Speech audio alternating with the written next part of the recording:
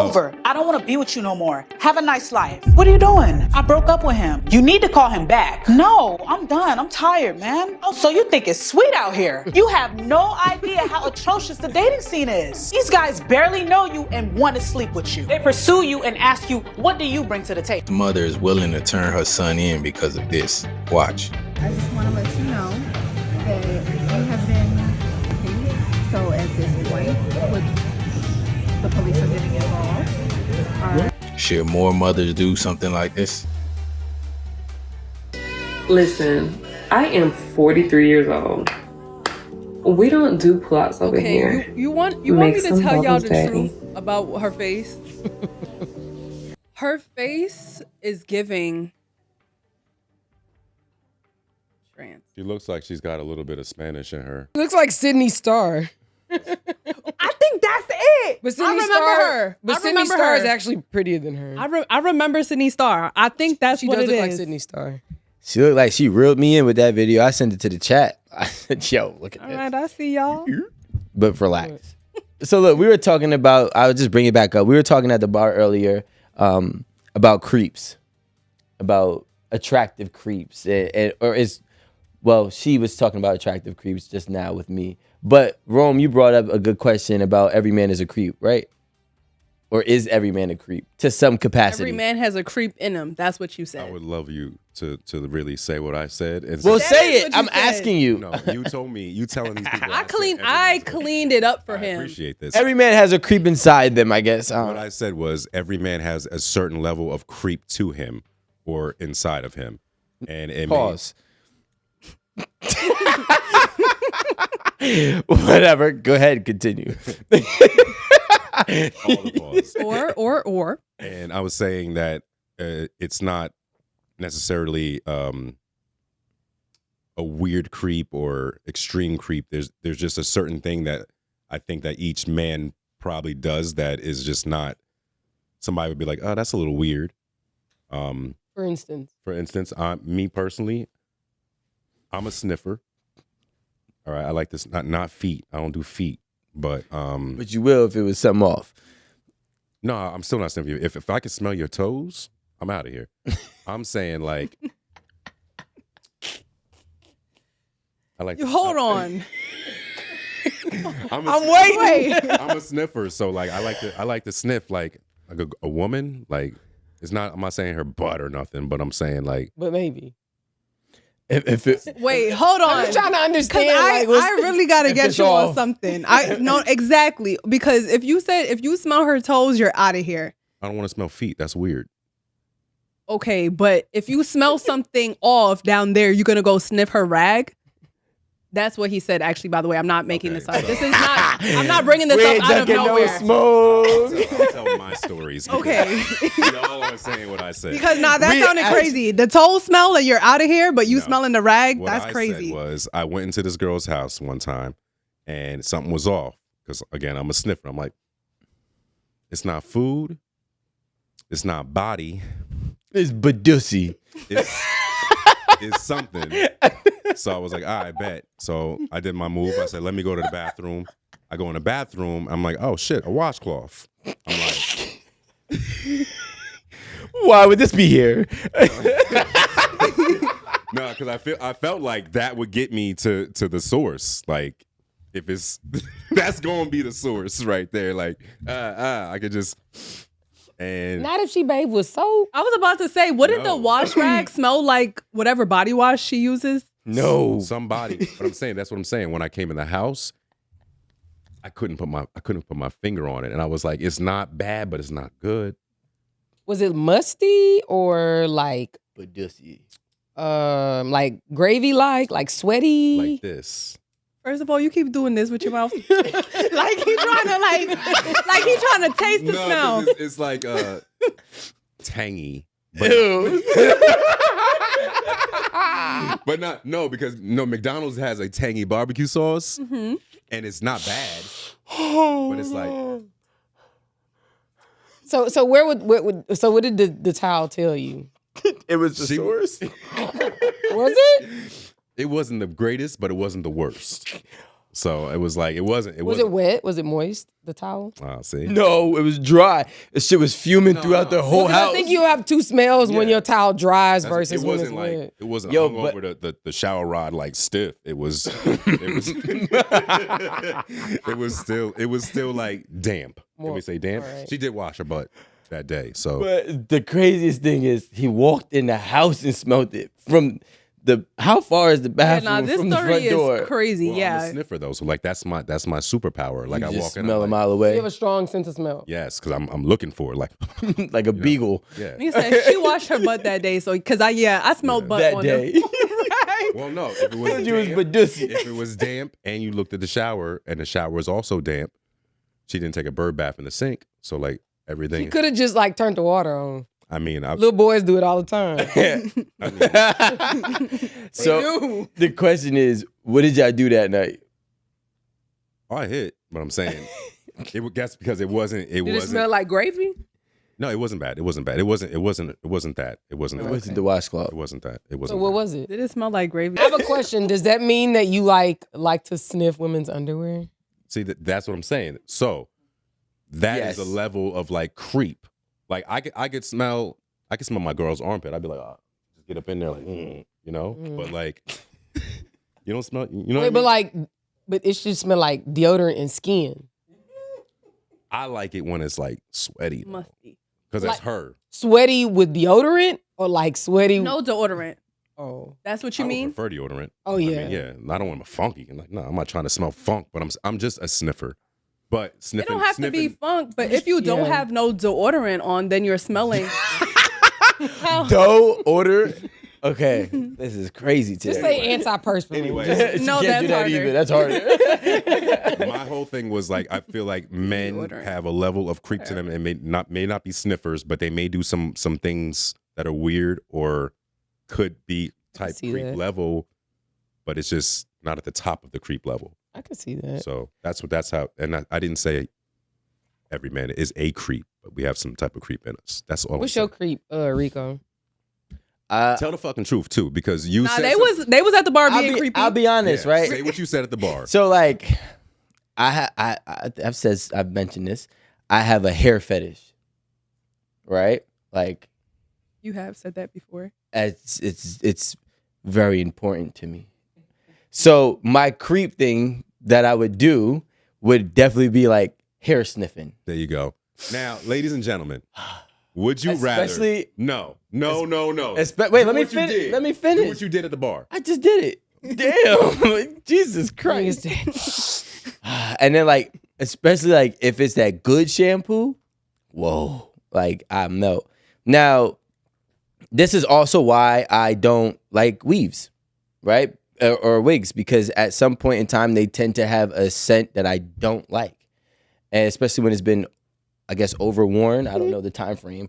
No, see, you don't like women who wear wigs and weaves that don't regularly wash and take care of them. Yeah, maybe because I could, like, you know how you have a strong scent? I have a strong hair scent. So you could walk by me and I could smell it and I'd be like, nah, this is crazy. Or I'd be like, wow, this is really good. And honestly, the way her hair smells will actually make her go up like 2 points in my book. Like, that's how, like, for me, it's like perfume. Mm.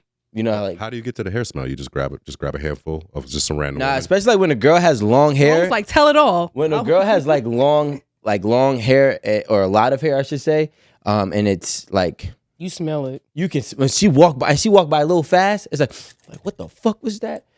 And then my heart You pumps. can smell it. I love it. Yeah. So that's like my creep. Now, if I probably do have, the thing is, it's hard for me to understand because what might be normal to me. That's what I'm saying. Different creep know? levels. That could be creepy to her, but you guys have any creep things about men? I mean, Or as yourself. women. What's a creep thing you've done, Amanda? Like, get away with Tell it. the fucking truth. Roma's out here telling the truth. You tell your truth. First of all, Rico is trying to bait me into telling you guys something that I privately just told him, but I specifically said when I was younger. You're only 28. Younger meaning like a kid. Like, She was driving. no, I wasn't. I was like 12. So you was on foot doing this? Yes. I said they lived by my house. I was on foot. Drive nothing. I was like 12. So And what'd you do at 12? I used to stalk this boy. And I used to be on his block. Playing ding dong ditch. But that was it. Like, that's normal for a kid. So for a kid, yes, I had a crush on a boy. I know where he lives, so I was always on his block. That's not weird to me. Yeah, that don't seem that bad. No. Have you saw Help? I mean, because I don't do that now. I don't think I need help. How'd you kick the habit? yeah, how'd you stop that? I grew up. Oh. I matured. Did y'all ever like sleep with each other or date in high school at some No. point or ever? No, not at all. If he came back now, No, I mean, I still know him. are you attracted to him still or no? No, He fell off. he did. Damn, homie. In high school, you was You the the man, man, homie. The fuck happened to you? Aaron, you got any creepers? No. You have any creep tendencies? Aaron is like real. I'm also an investigator too. That's kind of creepy, I guess. I don't know everything about you. I pay for every site that's gonna give me every detail. You paying? Yep, I have subscriptions. I will have the full due diligence and everything that you've done, been, lived, phone numbers, and in case if you ever think that this is gonna go away that you think, I will find you. But I don't think that's creepy. That's just knowing who you're dealing with. You're a landlord Yeah. too. That's Yeah. why. Yeah, you have to have that. I think it's important. I mean, you know, niggas try to get over it. You never know what the fuck might happen. You might have to look for somebody. You might have to, you know, you can run, but you can't hide, I bitch. don't know. Maybe one creepy thing about me is that I'm not gonna let it go.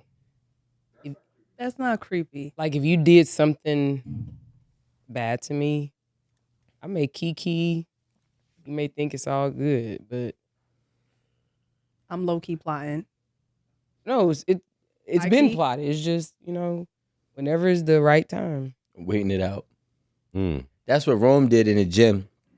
It must be a Sagittarius thing. Maybe because like when you don't, maybe. Oh, getting that lick back is Yeah. Oh yeah. it's That part, important. It's yeah. important. Or getting them to the point where they think you're not looking for that lick back, Yeah. and they let their guard down. And be like, "Oh, word." Now I'm Yeah. gonna wait you out now. We call that sleepwalking. We sleepwalked you.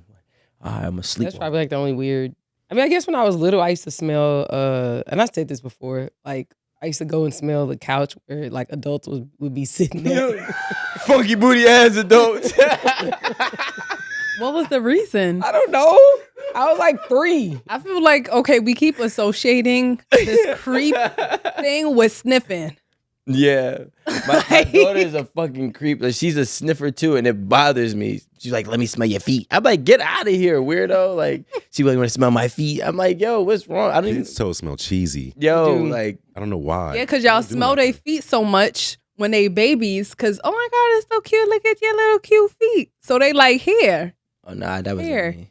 me. I like sex after the gym. Actually, that's like a fantasy of mine. Like to have like a nasty ass gym workout. Like me and her, like not together, but yeah, we both come home at the same time. Shit, maybe not even come home. We just go to the car. Like you was sweating, and I was sweating, and I always wanted to have like that hot. Like first of all, when I'm in the gym, I feel like my testosterone is extremely high, right? So like I would love to like finish the workout. She finished the workout. We get into the car and just rock out. And shit, maybe even go work out again. Like, that'd be dope for me. Y'all muscles Yes. don't hurt. Not in the moment. Like, what? Like, I don't Sometimes know. I'm sweating my when I legs leave the be gym. shaking after working out. I can't do nothing. she was like, Can't do that. Nah, I don't really want to do that. Me neither. Nah. I'm like, you don't get your musty ass away from me. Yeah, I've actually maybe like if it's real heated, like, and we feel like we gotta do this right now, like I'm gonna go through with it. But I have kissed a little neck before, It was and it soft. was like, I don't like Mm-mm. that. I don't like that. So You know who be liking to lick me when I come home from the gym? dog. She be Dog. waiting. If I sit down, she'll like lick my leg and everything. I'm like, if she like it, then you know something wrong with it. My dog used to do that with lotion. Fucking Oh, same Yeah, thing. yeah, Lotion, anything. But that's not gym sweat. See, you got all day out and about Now, versus gym. He had the gym in that day. Well, I mean, he cooled down. I mean, what's the difference? Because outside is outside. And the Yeah. gym is way different. profuse sweating. Like it's a lot. Yeah. Thinking if you do like 30 minutes of cardio, I don't do no probably get drenched. And he was on them people machines. You don't know what's on the Yeah. machines. Okay, All, like, you right. You right crotches about and- that. Yeah. Okay, so I'm asking because there was this one time I was in Vegas. It was super hot. Like from point A to point B, there was a lot of sweat happening. I still think it's different. Yeah, deodorant on. Huh? I did not say that. Deodorant. I'm gonna need y'all to stop making fun of me. Like today. Okay, I don't say that. I said deodorant. Okay, so if you went from point A to point B, there's a lot of sweat. And yeah, I felt like I was sweating a lot, and I know shit was finna be getting done. And You I was a little musty. I mean, and I was like, hold on. And they're like, nah. And I'm like, okay, all right. Or just not, it don't have to be Vegas. It could be after a club. Like, you know. it's different though. Nah, that sweat in the club when them little joints shit be hot and shit like a sauna. All of y'all niggas is baking in there. And you got a turtleneck on. Like, come on. Turtleneck. Why do you have a turtleneck? I was about to say, who is actually, y'all know damn well the club is not for the turtlenecks. Nah, You're not niggas. supposed to wear that there. Nah, It's niggas. gonna be hot in there around all them people. You're not supposed to wear that I there. don't know. It depends on how old you are. Yeah, I'm about to. I had to listen. I got, you know what I'm saying. But You might be at a lounge. I don't know. niggas definitely got sweaters in the club, bro. I don't give a fuck if it's a turtleneck or not. You hot, especially when you dancing. And Making me hot. don't let you find that one chick. Y'all been dancing together all night. Y'all go together tonight. You know she's sweating. You done put your hand on her back. Like, you know she's sweating. And you hit it at the end of the night. No complaint. She didn't even say, let's freshen up. She just went straight in. Y'all just had some sparks going and you still remember that girl. Right, Rome? Yeah, I do. I don't know. That's all. That's just marination. That's marination. I just feel like that's totally different from like From the gym? Yeah. I'll take after the club I would too. like sweaty box over Gym. gym. Yes. Really? Yes. Everybody been touching stuff. I don't know them people. Yeah. I don't want just no thank you. Y'all went on a date. Y'all set up a date night and it was going to end with a movie. This was all, set. The expectancy is clear. Now, First date? That's important. first date. Yes, first date. First real date. And so now he comes over your house after the date. You go to the bathroom. He's naked. The movie is on.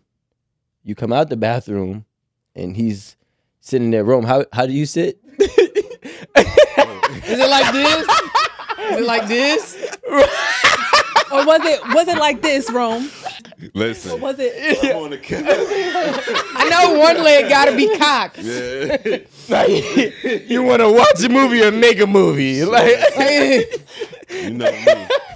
Listen. sit over here. side of the thigh. Listen. Come sit down. I brought the ottoman. Come on, have a seat.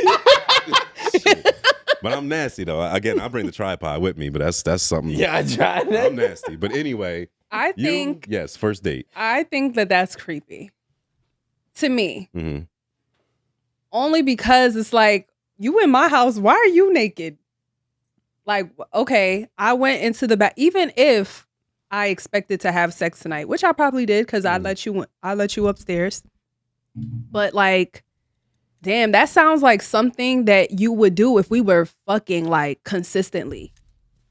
Like if you fucked me already, like this being the first time that we fucked, like let it happen naturally, This is natural. organically. Don't just be butt naked when I come out my fucking bathroom. It's actually kind of funny. It is funny. Like I think I would be like, no, I would be stuck. I'll save it for later. I would literally, I would be so stuck. I wouldn't even know what to say because what? I think I would laugh. I think that would be my first reaction is to laugh. Depending on how much you like him, is there like a okay I know or the no? answer. Well, I was gonna say I think it depends because you already know what's gonna happen. Thank you. So I think it just depends on what decision you've made while you was in the shower or whatever. But it's just like to have the temerity to put your naked ass on my couch With the inner Like- thigh out. like that's what me and my puppy chill at. You know what I'm saying? You messing up her area. Oh, So I'm just saying, like, it's just funny for you to. I don't know. That's why I said I think I would laugh. It's a little odd, it's happened. I mean, they do laugh, but we get the job done. but that's what I'm saying. I think if you again, she already knows what she's doing. Exactly. So Yeah, but you know what? I just want to also throw in, it kind of shows like a little entitlement. it does. Entitlement. Because like, oh, why you, like, it was gonna happen. Why'd you do this? Like, it was already gonna happen. You said you don't like to that. waste time. I could see that. Yeah, but now I'm thinking you fiending. Now you fiending for the pussy. I was already gonna give it to you, but now you're fiending. Do some girls like when a dude fiends for the pussy though? Ew. No. Wait. Fiend and like, or are we saying like you seem thirsty? Like what? No, not well, I feel like, well, okay. For me, thirst is like you have gotten no green lights. Oh, okay. You know? Now, if I'm inside of your house, we've had a date. Obviously the date went well because now I'm inside of your house. You're going to the bathroom. In my mind, you're freshening up. Didn't we just come from a date? Yeah. I'm using a bathroom because I didn't want to use the public toilet. Maybe. But my way, my I would have washed my hands. Hey, I thought you was washing something else. and I think that's what she's saying. Yeah, actually, like, you don't know what the hell was going on. might have had bubble guts. Oh. I'm just saying, like, Damn, if I had bubble guts, I wasn't putting inviting you clothes upstairs. back on. Nothing was happening if I had bubble guts. Nah, I'm a fuck. The mushroom was bad. see, whatever y'all had on that date, it just wasn't. Tell her stomach up. No, then he needed to go home that night. Have y'all ever had that happen to y'all? What? Be honest, you had the BGs and you had like a date or like a situation where you kind of were, expecting to possibly have sex that night. You did? Go ahead, Amanda. I wasn't expecting to have sex that night, but the opportunity presented itself. Okay, so early on in the night, I had bubble guts. Right? And he went out. Like, Still went out? She thought I was actually already out, which is crazy because that's never happened to me before. Usually, I'm lucky enough for that shit to happen while I'm in the comfort of my own home. To happen. Like, right? No pun intended. But I was out already. I was out. I had bubble guts, and I'm very actually quick with the bathroom. So I think I went to the bathroom like twice, and I was good for the rest of the night. So fast forward to like later on that night, opportunity presented itself, and I went to go link somebody, but never made it home yet. Got a little. And I did not have sex. I did not have sex. Because I had to tell them, like, nah, you can't touch me. Because they trying to go places. I'm like, nah, don't touch. Put his thumb in their butt. They were a booty player. They were. So that's why I had to warn them, don't touch nowhere. What was you had One a question? wrong move. So after having bubble guts, you stayed your ass outside and didn't go home? And had the nerve to link up with somebody? And she was about to give him the You body. are right. It was the nerve. Yeah, nah. It was the nerve. And that's all you got to say. That's all you That's so disgusting. What's going? Oh, you should be home. You should be home, not out, ma'am. But you know what? I feel like y'all people in New York, y'all have like better ability to like hold your pee and your shit because y'all don't have the same access to like good quality public bathrooms. You know what I mean? Oh. Like I'll give you a perfect example. Okay. I could literally just be driving down the freeway and my stomach hurt. I'll pull over to a hotel Oh, and I'm just gonna use their bathroom. I did that Or, once. I needed to pee really bad. I don't have to go to a gas station or like, or you have, there's so many like places where you can stop at to where y'all have like a better ability to like hold your pee. You might have a runs and you can hold it for 3 hours, The That's runs me. is crazy though. I don't know who's holding that. Like literally, I don't know anybody who's holding that. I really I'm a think y'all are professional different holder. up here. Yeah. I could hold my shit. Pee, I can hold pee. I don't even know why. It's not even that I don't want to use public bath. I be holding pee in my own house. I be do like, too. literally, I was like, I gotta do this, Like a kid. and I could do this, and I'ma just wait till I finish that, and then I'll go pee. I don't know why I do that, but I do. I be like that in bed. I just don't want to get up. I do that too. I do that too. I'll be in the morning. Yeah. Especially, I've been on a water and cranberry juice like kick these days. I gotta pee all the time. Yeah. Am I gonna get up at 6 o'clock in the morning? No, I'm not. Go hold it. It's being held. Yeah, but anyway, like I said, I think y'all are different up here. So, I don't know. Maybe you held it and maybe you didn't hold it that time. No, I but did not. You hold it and you get to where you going, and you know. But where I was at, they had like a private bathroom, like a 1-person bathroom, which Mhm. was like good, but then no, Yeah. because everybody was waiting to go into that one bathroom, and I'm dang. just like, You killed it. oh my God. Oh no, but the thing is, I'm very good with shitting. Like, period.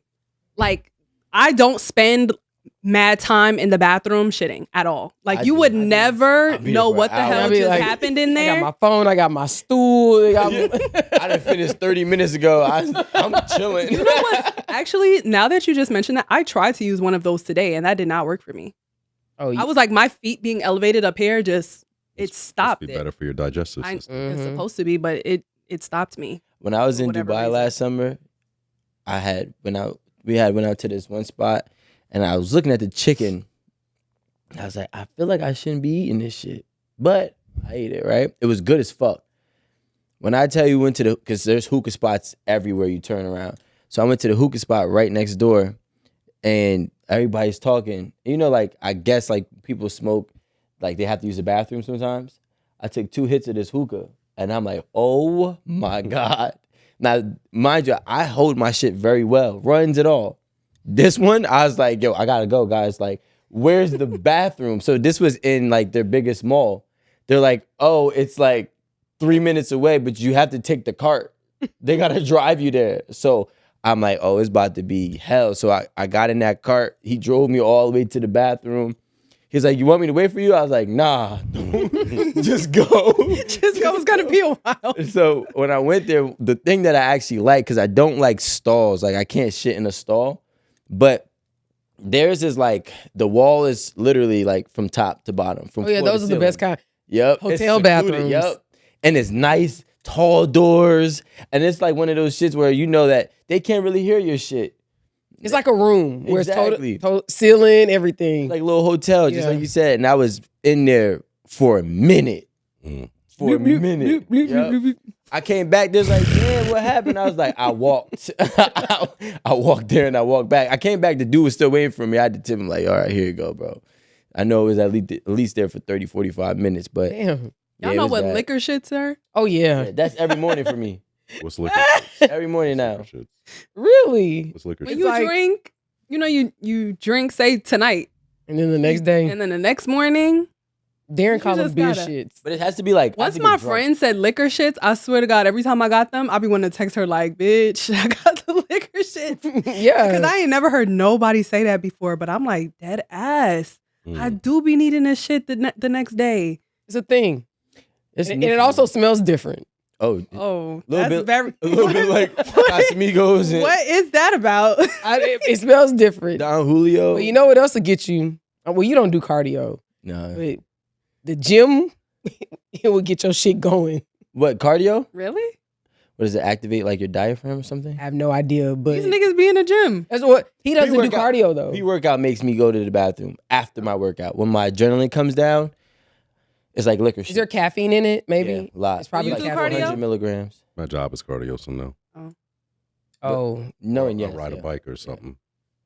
yeah. If you like minimum, if you do like 30 minutes like cardio, it like loosen your stomach up, loosen your bowels, I don't do cardio. like my either. grandma say. All right, so you want to look in the camera and say, tell Aaron Pierre that if he is, I got you, that if he's decided to be naked when you get out of the bathroom at your house, the First audacity. of all, that He's man entitled. wouldn't do that. Okay. Why do you think that these niggas be different? They not. They just on television. That's it. And a part of my obsession is watching 1,000 of his interviews. And I think that I know him enough to know that he wouldn't do that. So the stalker shit hasn't stopped. Basically. She gonna be on his block. Erin, Pierre, Don't let me find out. Tree somewhere. Erin. But you know what? He fucked up. Well, he didn't fuck up because one of his interviews, he was talking about good places to go in London because that's where he stay at. To go on a date and stuff. And his co-star was like, oh yeah, I've been there. And he was like, oh yeah, this is where I do Christmas shopping. And I was like, okay, so this is where you be at. These are the neighborhoods. I was like, if I ever go to London, now I'll know. If I ever tried to bump into you, this is where you be at. Well, that's weird. Picked up a lot of information. The mother is willing to turn her son in because of this. Watch. I just want to let you know that you have been working. So at this point, with the police are getting involved. Should more mothers do something like this? I've already apologized to Ashley so many times. I can't believe that you have been doing this to her for so long and that she has been so scared to even tell anybody. But we're going to help her. So there's already been a warrant out. No. I took her up to the police station. I brought you out to eat so you can eat a good meal because you're not going to be eating good for a really, really long time. Man, Mom, that's lame. Your dad isn't here because he's so mad at you and he couldn't even be around you I'm because leaving. he doesn't I'm want to leaving. hurt you. I'm The leaving. police are outside. But why would you do that? This is fake, right? I mean, I'm so just wondering who's taping it. yeah, he is, right? He's taping it. What, I don't think that this would have really gone down the way that is he it's saying going that down. she's saying that he put hands on her or something? Yeah, I On think his that girl, he yeah. he put hands on his girlfriend and the girlfriend told his mom. And the mom called the police. And took him out to eat for his last good meal for however long he'll be locked up. Should more mothers do that? I think that more mothers should hold their sons accountable for sure. I agree. Should they be the one to call the cops? I don't know. I don't know. And I also feel like maybe they should leave it up to them to figure out their situation. Or actually, if she wants to encourage the girlfriend to do what's best for her, then leave her to make that step to do that, to call the police. If she feels like that's definitely what needs to be done. For her to be the one to do it, I don't know if I agree with that. So my question is, why didn't she just call the police instead of telling his mother? The drama, the video, the content. She could be scared. Like, True. I don't know why she didn't tell her home mama or her daddy. That's I mean, I don't think- maybe they're not there, so I'll just perhaps her parents aren't there, but like I imagine you would tell your mom or your dad first before. Well, I can tell if this video is true. And that's why I be saying, like, not all men are meant to be fathers because you can't be a man. Like, your dad is so mad that you were putting your hands on a girl that he didn't do anything about it, and he just rather the mom called the police. First of all, if I find out that any of my sons are putting their hands on a woman, I'm going to fuck him up. Then the police going to have to get them, right? And I think that there has to be a level of fear of the consequence from your father. It doesn't matter what age it is. And that's why they put all these different types of incentives. I don't want to change the subject, but I forgot there's a very wealthy woman. She was just going viral. And basically she said that if any of her kids have children out of wedlock, they lose their inheritance. oh yeah. Right? Ooh. I forgot exactly who it was. But you saw it? I saw it. I didn't know she was a wealthy woman. Yeah, Well, she has a lot to give, let's just say. But I just think there has to be consequences for your actions, no matter who you are, what age frame that you end up becoming. Especially if you're that young man. I'm assuming he's a young man. That young man's father, and I would be damned if that was just happening, and I would just be so mad I couldn't look at you. Like, that's crazy to me. I actually read that differently. I read that like his dad is so upset, like he would put his hands on him, That's what and she then said. But that's what I'm saying. He should have did. no. But what I'm saying is that, like, think about it. If somebody put their hands on me, I'm like, okay, I'm gonna tell my daddy. But then I'm thinking, what's gonna happen next? My daddy goes to handle it.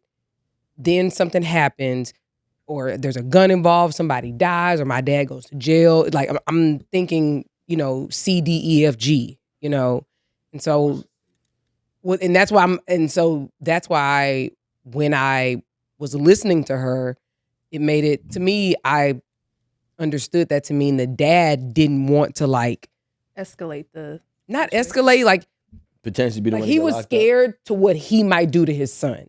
That's what I, might kill him. when your parents be like, I'm too mad right now to whoop you. Like my mom used to say that to me when I was a kid. Like I guess she had to calm down. That's why my dad stopped beating us. What? Because he was too mad. Because he would be too scared that he was like gonna hurt us. Like we're just little girls. Well, I guess that's different, right? You're also a Well, girl, yeah, we're but girls, but I don't think and that's my thing. It really don't even matter how far I'm gonna go. I'm gonna fuck you up. It's gonna be an ass whooping. Because here's the problem, and I had a situation with the school. Authorities do not instill much fear in people. People are not scared to go to jail. People are not scared to go get locked up. Who are these people? I was about to say A because lot. that's a fear of mine. No, I'm not talking. But I'm not talking about somebody who's also obeying the law. This man is whooping a woman's ass, knowing That people who just do dumb shit. he's Okay. doing this shit, but he knows what the fuck comes with the consequence. If she goes to the cops, he knows that he could be locked up. But I believe the mom said that this has been happening or has happened numerous times. So he's knowingly doing this, knowing the consequence. So him going to jail, and if it's his first offense, it won't be long. First of all, he's gonna come back home and he's gonna do it again, right? Within due time, unless if he's being provoked, right? But one good ass whooping by your father should make you think twice. You know what I'm saying? Like, that's how I look at it. I mean, I think you should be, to me, I look at, and it's going to sound crazy, for somebody who's getting in trouble constantly or risking getting in trouble constantly, they look at jail like suspension in school. You suspend me, cool, eventually I'm going to go back to school. Okay, if he gets locked up, cool, eventually he's going to come back home. And there's actually a lot of benefits that people seem to make happen in jail, whether they network with other criminals and become bigger criminals. Or sometimes I know one person said, I don't mind going to jail. He did a 10-year bid. He was like, by the time I came home, my credit was lit.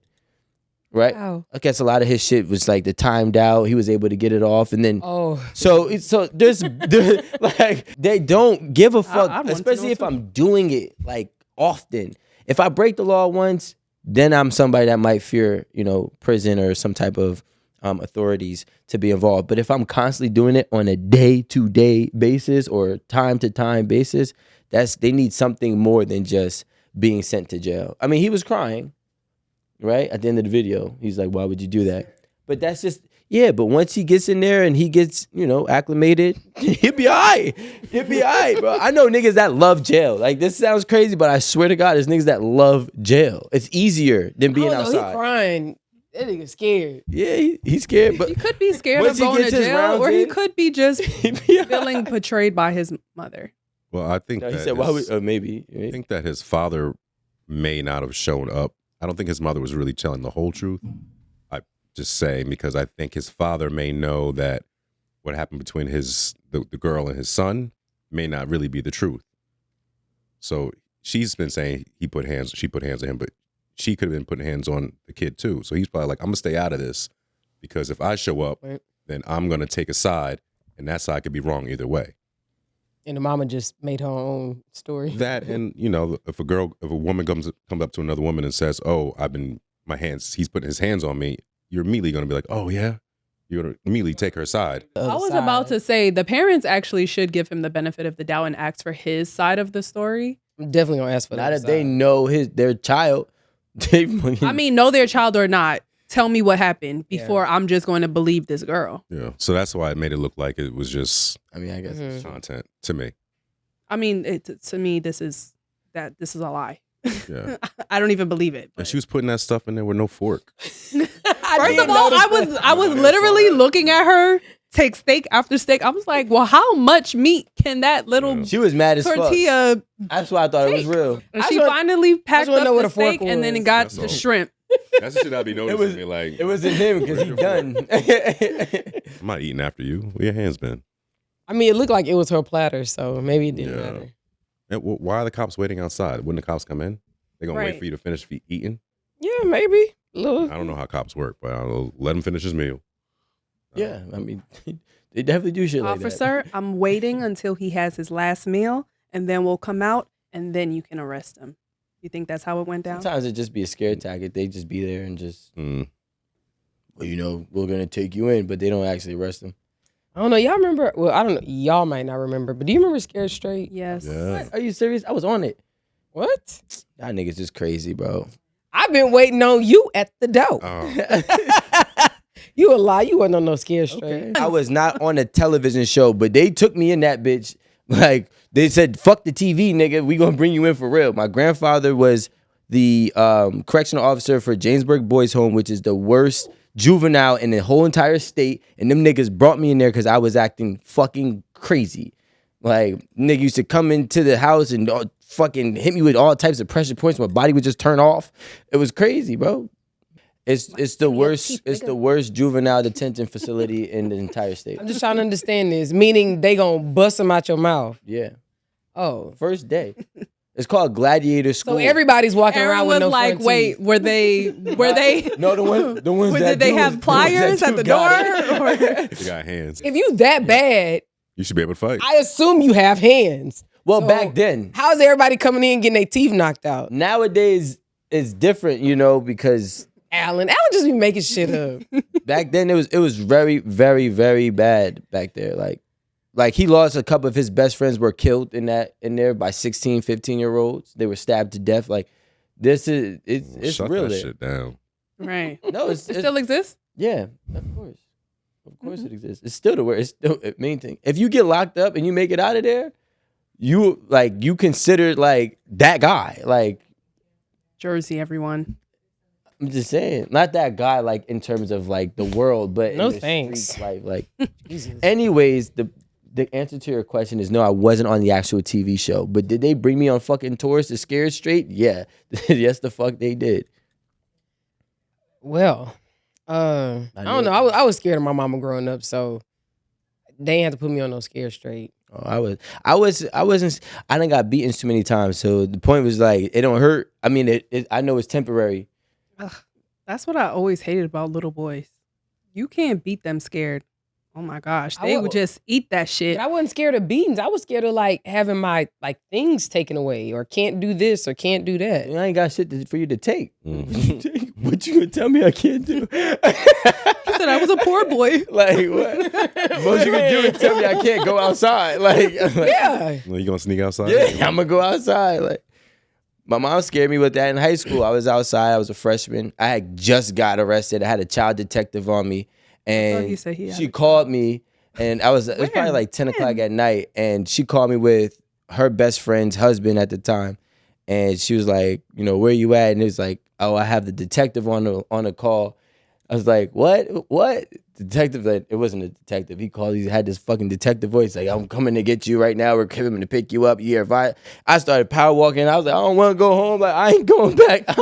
I didn't know what to do. I kept pacing back and forth outside. They were like, it's a joke. It's a joke. And I was like, yo, don't play with me like that. I didn't know what I was about to run.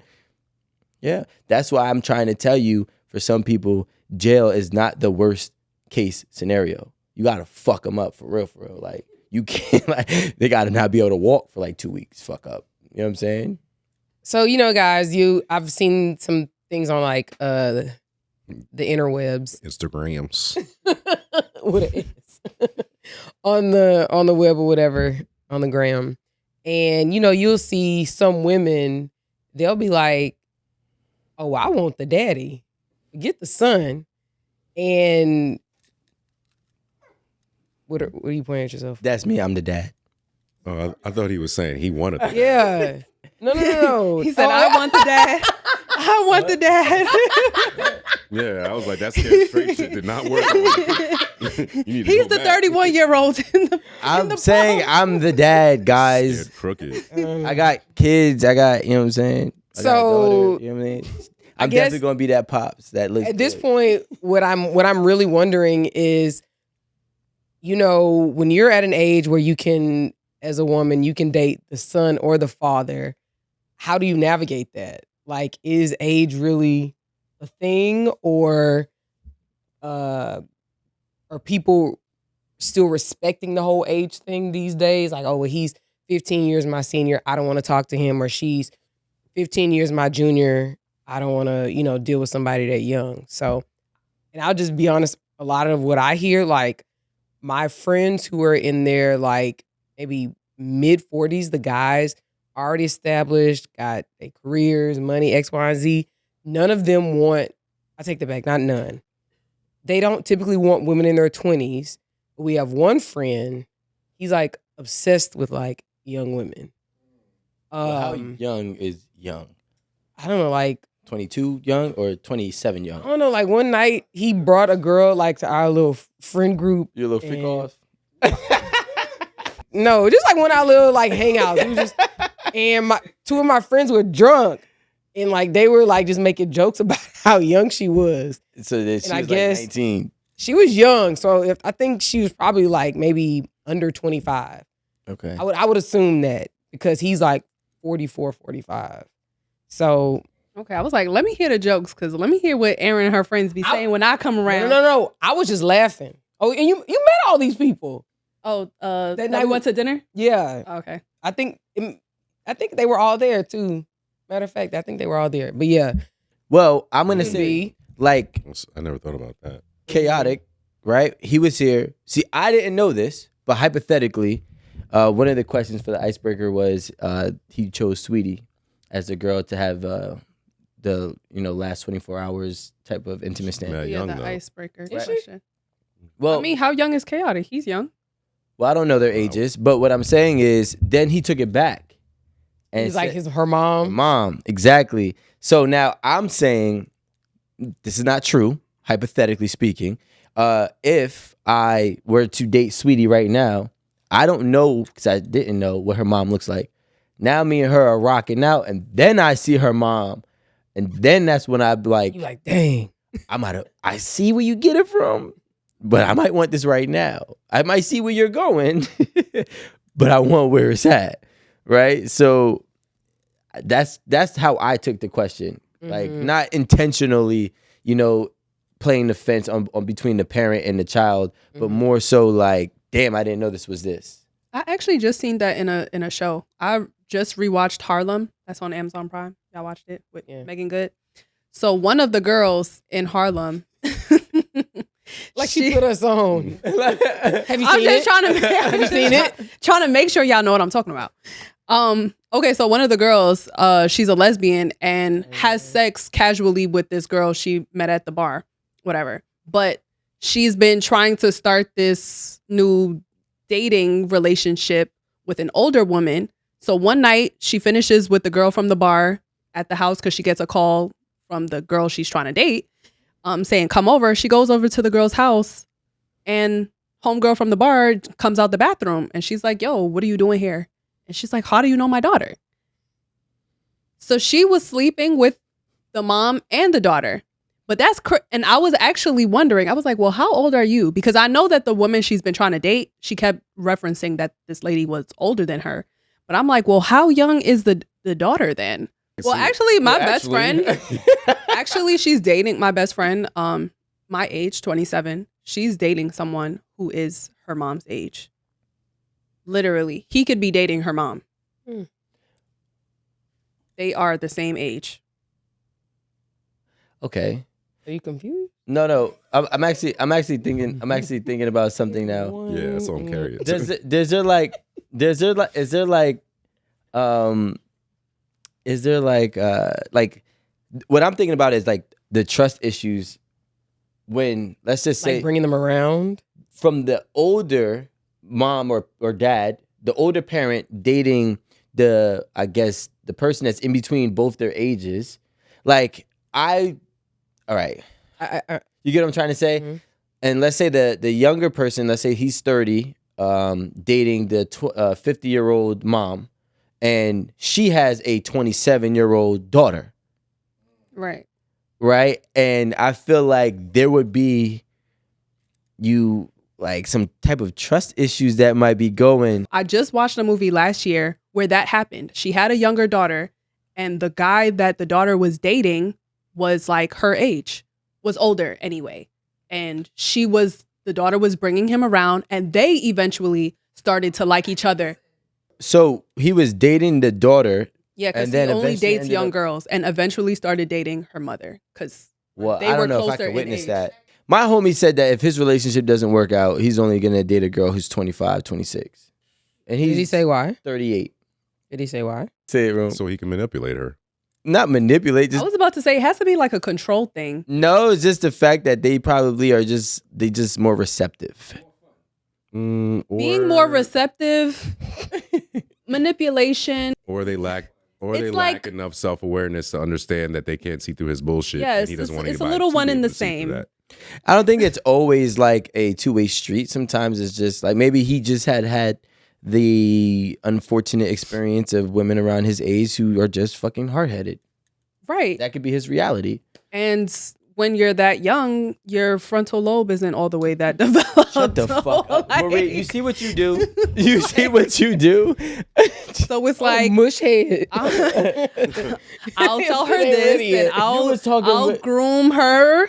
So That's you really what it is. So you had the nerve. You got the nerve to tell me you've been on 8 at the table talking without your frontal lobe fully developed, little nigga. And whose fault is that? I ain't put myself on this couch. Took yourself off. I ain't gonna lie. If I was like trying to date somebody like significantly younger than me, that would be my reason. So that I can make sure that I can control the narrative, I control their movement, I control their situation, I control everything. That Yeah. would be the Not reason. because they have much to offer me. Yeah, it's because I want to be in control. Well, technically they do, right? What? Well, Youth. I Keep you think young. that grooming is real, but grooming is everyday life. Your job grooms you to have a schedule. You know, school grooms you to learn a curriculum. Everything is grooming.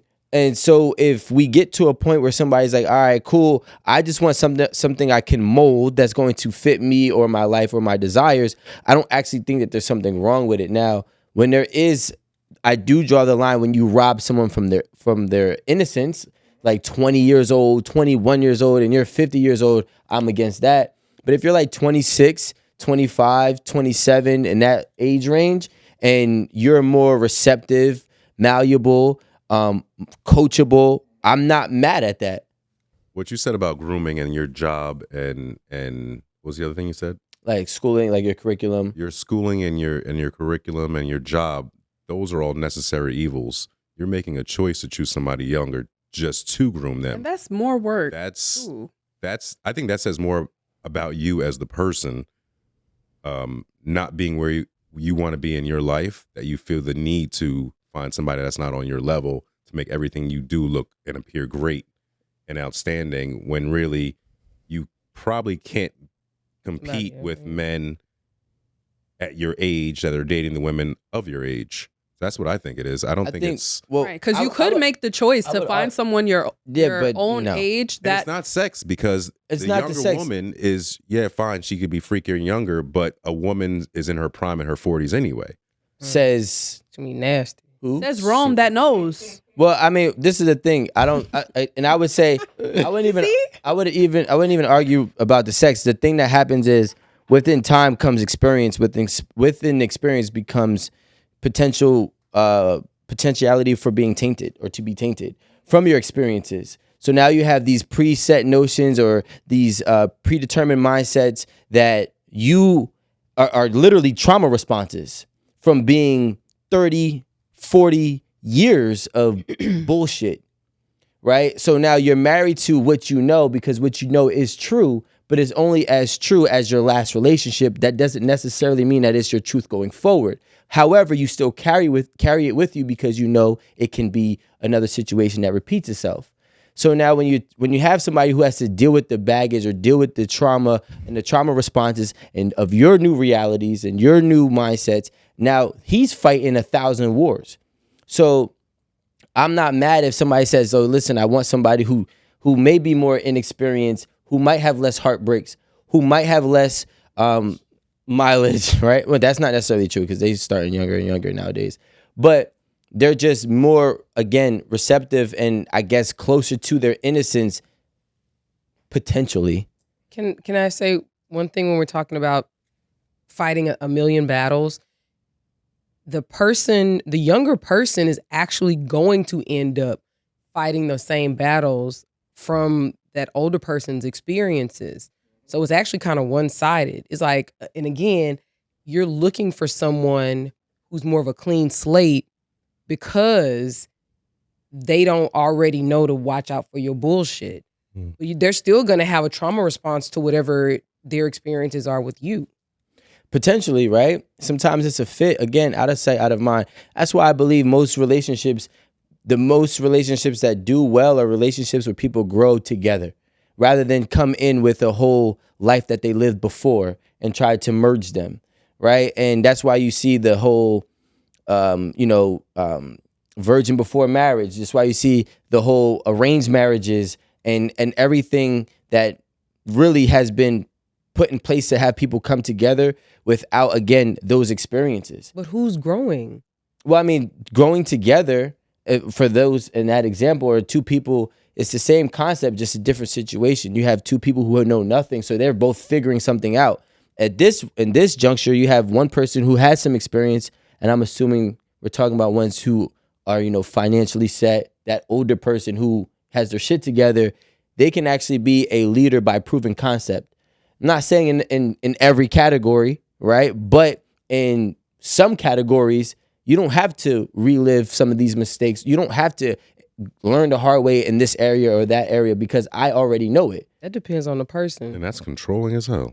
I think everything is control, is what I'm trying to say. At some point in time, you pick your controller, right? It doesn't matter where it is. You're submitting control on your everyday life. But when we talk about submitting control to a relationship, it becomes a problem. But the funny thing is, the longest lasting ones have a controller. You can't both be here. And I don't believe anybody's ever seeing eye to eye or at that eye to eye level. There's always going to be one that's higher. There's always going to be one that's lower. The gap might waver. Sometimes it may be here. Sometimes it might be closer. But there's always going to be someone or something that's in control. And I think that's why we have so much of a failure rate of relationships and marriages, is because we're trying to both be equal. And there's no way we will ever be equal. No way. There's no way. You can't go to your job and know more than your manager and do more than your manager, but your manager's in a position to run shit. But I don't think it's a proper comparison to compare one's job, and you said this, something you have to do every single day to live versus or comparing it to your relationship that you're choosing to be in. Like, you can leave that person tomorrow and you can still live your life because you have a job and you can still live. You don't have to have that person, but you do have to have a job to live, at least in the United States. I don't know if I know you could lose your job today and get a new one tomorrow. My thing is, we act like we don't need each other. And I always say this. But that's not what I'm saying, though. I guess one question, when you were saying one person's here, is that like an age thing, or like what's the... No, I'm saying there's no equality in any way, shape, or form. You can't pick one and name one. Give me an example, because I'm not clear. What I'm saying is that there is a... You're just saying when I say A and B, they're not equal. When I say equal, I'm not speaking about equal in terms of the ability to achieve something. I'm talking about equal in terms of the dominance or the controller. One person has more control than the other person. I understand that, but I'm saying in what respect? Control with respect to what? Yeah, so I'm thinking, this is how I'm saying it. I don't agree with what you're saying, only because I can have control of my relationship on certain things, and then she can have control on certain things. And it's like an alternating scale, because I do this better than you. Let me take the wheel. You do this better than me.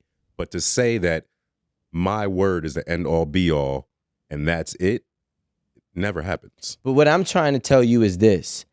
Even if I submit or I relinquish some of the control to you because you do A, B, and C better than me, I'm still granting that control. I have the control to revoke it. So I am still the controller. I'm just relinquishing some of the control because I realize that there's no point for me to be in control in these areas and you're better suited for it. Okay. That doesn't, but understand I'm allowing it. But if you don't allow it, you're actually doing it to your detriment. It's a disservice, but that's so right. So then you're that's not her control. no, it's not her control. It's her ability. It's my control, my decision, her ability, which is Even allowing if me it to is give her the control, control. He gave it to her. Thank you. That's what I'm trying to tell you. Well, I'm not that type of strip club person. Why would they be hanging out with him? I get my beer or two, and I got this much money, and that's what you're gonna get. So I'm not that guy. Like to throw money up, I would be sick. So that's not me. over there convulsing. Yeah, yeah, that's fine. But they only go like this, and that shit drives me crazy. Like, let me see something. But again, I'm only giving you $1, so you don't let me see nothing. Don't let me see nothing. Yeah, so, Be frugal with your titties. she's really giving me $1. She said, "That's all I got for You got a $2." nip slip. So as far as the strip thing, I can't answer that one because that's just not who I am. But I was thinking about this the other day, where I do understand the older man dating younger women, like how the feeling is, and I think that feeling is like makes us feel like we still got it, and I think that's completely just to feed our ego, completely to feed our ego, and the fact that we still got it.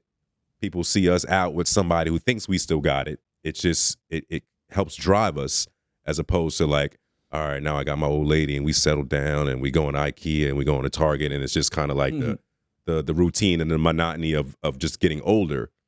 So I do understand. I don't always agree with, but I completely understand like when men have been with women for a long time and they leave the woman or they no longer are with that woman, or I won't even say cheat, but they give us a step. They're gonna be right back. But they do find something younger, and it most of the time has nothing to do with the older woman. It's just that thing, that fire inside of a man that he feels that he needs to constantly have lit. And he feels like that's the butane, the younger woman. And then the butane lights the fire. And then like, we back. And like we 20 years younger. And now they got us wanting to go to the gym. Well, I already go to the gym. So, but I'm saying they got the older gentleman trying to go to the gym again and like better his life, as opposed to him seeing where he is, his midlife crisis or whatever, and him on the downhill of life. I don't think there is a control thing if the man is just having fun with this girl. If he's not trying to have a relationship, I don't think he's really worried about the control. I think he's just having fun. But when he tries to like settle down with this person, I think that's when he's like, okay, I'm only settling down with you because I can have my way with you. That's what I think. Because I know like older dudes that can be with a young girl and it's completely like sex and they make me feel good and they take me to these places I haven't been and I feel young again. But getting in an actual relationship with somebody 20 some years younger, I think that's just part of your crisis you got going on. Well, I think that, so here's my thing. Is there a difference between finding alignment, creating alignment, or learning to live misaligned? Right? So that's how I view this, right? If I can have a situation and I can get it to align with me, does that make me a bad person? Or do I have to be subject to learning to be willing to live misaligned with a person who is not in alignment with me, but there's intersections and there's paths that we cross where we can potentially continue to push forward? Mm-hmm. Like if I'm 40, I'm cool with a 30-year-old, even a 29-year-old. Right? Now, that's a pretty decent gap, 10 to 12 years. That's done. But if I'm 30, I'm personally not going to do 19. A 22-year-old. Yeah, that's weird. I mean, I'm sorry. Not 30. Well, even at 30, I probably wouldn't do it. But at 40, I'm definitely not doing a 22-year-old on purpose. Right? On purpose. If it's a vibe and it's the night, yeah, I might fuck around, right? Depending on how old she looks and how old I feel she is. Is that when you know her age? No, I mean, you typically don't know. I mean, you do ask at some point. So it's like if the vibe is there, you gonna let the vibe continue, or you gonna be like, wait, how old are you? I'm in the club. We're vibing. I got girls. I'm out of state. Vacation. I got a hotel or an Airbnb, right? And you know, it's been lit. I got 10 girls in this section. I don't know the age of 9 of them, but one of them says she's 22 or 23, but she's beautiful as fuck. And I might be like, you know what? And I'm gonna tell him like, yo, I really shouldn't be fucking with you, but I'm gonna fuck with you today, right? And that's what I mean by on purpose, right? But Then after you gonna that, have a kid blowing up your phone. Nah, After that. First of all, the 22-year-olds be more gangster nowadays, and then they tell everybody they fucked you. Like, what? Calm down, sweetheart. But anyways, that's what I mean by on purpose. But would I seek to date that person? Never, ever. You know. And they always have the young age, like you used to do that shit. Like, how old are you? Be like, guess. I'm like, oh, she young as fuck. Yeah, you know. Like, you can hear it in she either young as fuck or old as fuck. It's one of the two. She said, period. First of all, I was about to say you gotta wait for the. Well, actually, I feel like Erin's the only person I know that says poo at the end. I'll be waiting for it too. So I wouldn't want to box anybody out and be like, man, you 32, move around.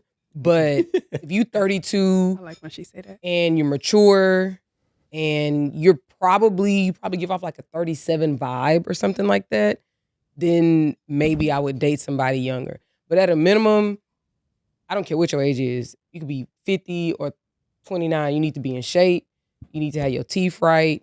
Your money right. your money needs to be together. Your career aspirations, goal, plan. You know what I'm saying? Like, have things in place, have a plan that's working.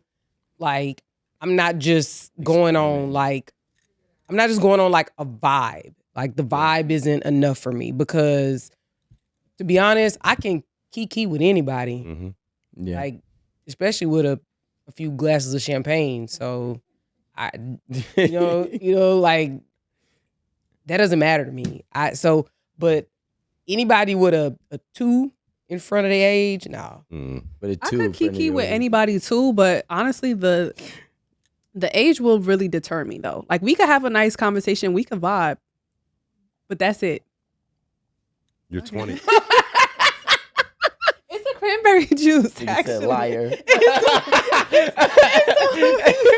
Damn, your body is responding. First of all, I was like, just ignore it. But Rico was making it very obvious. That quick head turn. The fucking head turn. Yeah. Did y'all some hear good that, microphones. Chat caught that on. They're not going to hear it. I think that's the difference between, like, not to do the man and woman thing, but like, women can always pull a dude, no matter what age. Somebody's going to find them, somebody's going to want them, size, shape, age, and anything. And that's not going to feed into your ego, like, oh, you know, he made me. Yeah. You know what I mean? Like, not Stella got a groove back. They that's just how they live. Because really, I'm finna teach you something. That's it. That's the best part. That's why I used to love older women. Like, go ahead, I'm coachable, baby. I mean, I feel like it's probably only anybody appropriate. talking to me like that will be a hell no. You crazy. I'm coachable, baby. You see the high pitched voice. My voice still kind of high. She got Werther's in her pocket. What? She got what? What you saying? Craziest thing is I be watching Rome put candy in his pocket all this fucking time. I guarantee he got a gummy bear. Gummy bear right? He's about to pull some Look, shit that out shit right warm. now. That shit deep in his pocket. He digging. Don't grab anything else with it. No, I must have eaten. Oh, in a napkin. Oh, he old. He wrapped it in something this time. He wrapped it in something. Normally they just be in his pocket with lint. Yeah. He offered it to our guest last week. The dude? No, the girls. Oh, but I'm looking at him like creepy. I know you fucking lying. That's kind of creepy, actually. I know you fucking lying. Like, if you do it with us, cool. But I'm like, Candy's still candy. It's still sweet. I couldn't even believe. Shit warm as hell. You can pull that shit apart. Like. Wait, do y'all remember? I think it was on. She was nice though. She was like, no. What's the name of that cartoon with they round and they had Mr. It's a little Dookie and he talked. A little Dookie? South Park. Wasn't there a guy Really? like Yankee Poo. Right? What is somebody? But wasn't there a guy on there who used to like offer candy to kids? But I mean, I don't just hand. I did that last time, but I'm saying like I don't just keep. I only eat candy here. Yeah, So me too. Me too. I ain't gonna lie. So right now, because we're ending one presidency, going into another one, we're watching like a lot of different countries go through a lot of changes. We're watching our groceries be out of control. They're not going down. And they're not healthy anymore. Yeah. So I have really been trying to like not give energy to things that would normally energize me. Energize me means something I'm gonna react to. You know, like say if I gotta call the student loan people or something and they send me on a goose chase. Normally, I'm gonna start talking like this on the phone and well, that's not what I said. If you would just listen, you know what I mean? Like how I would just react when I'm aggravated. I've just been trying to be like, man, whatever. Because I feel like right now we have a lot of stress. The shit that we see, the shit that we hear, even if it's just like just ambient noise, like it's everything. And at some point, I think people are gonna start cracking. People who are generally looked at as being resilient, strong, know how to figure things out. Okay, I got a plan. You know, I think those are the people who are we're going to see. They're going to start cracking, and I know I can generally manage a very high level of stress. I can manage a million things on my plate, but now that there's just so much like shit just coming at us, and it's hard to ignore it. Like you go to the gym. TV, you know, you on the you. I don't even listen to the radio in the car. Like, just you pick up your phone. You got an Instagram message coming through. Like, there's just so much. We're just inundated, and I don't know if just saying, "Oh, I'm getting off of social media." I don't even think that's enough at this point. Yep. You know, so I guess in order to combat that, I'm really just trying to like not give energy to shit that I cannot change. And I think it's also the ones who also put in the real work are about to finally see the fruits of their labor. This is that time, the reset, you know? But I do think that, to Erin's point, a lot of people who are, you know, who have been solid throughout this I don't know, let's say 5-10 year period, and they've been able to show the ability to be resilient, you're going to see them fall too. You know, and they were honest, they were hardworking, genuine people, workers, whatever it may be. But I do think that we're at a point in time where only the strong will survive, and a lot of people are strong, but they've already are on the verge of falling apart. You know, I look at the economy kind of like the entertainment industry. I feel like most of the times when people have been working hard for about, let's say, 5 to 7 years, you hear the stories of sleeping on couches and living off McDonald's chicken nuggets, and then they have that big break, right? And a lot of times they sign a terrible contract, and they go through this turmoil within the companies and the conglomerates that are at the top, and but that's what it was designed to do, to break you, to see who can actually make it through. And then even once you get in, right, once you get through the door, the first room is to break you even more. And then if you can survive that, then you can have the world. So that's kind of how I look at the economy right now.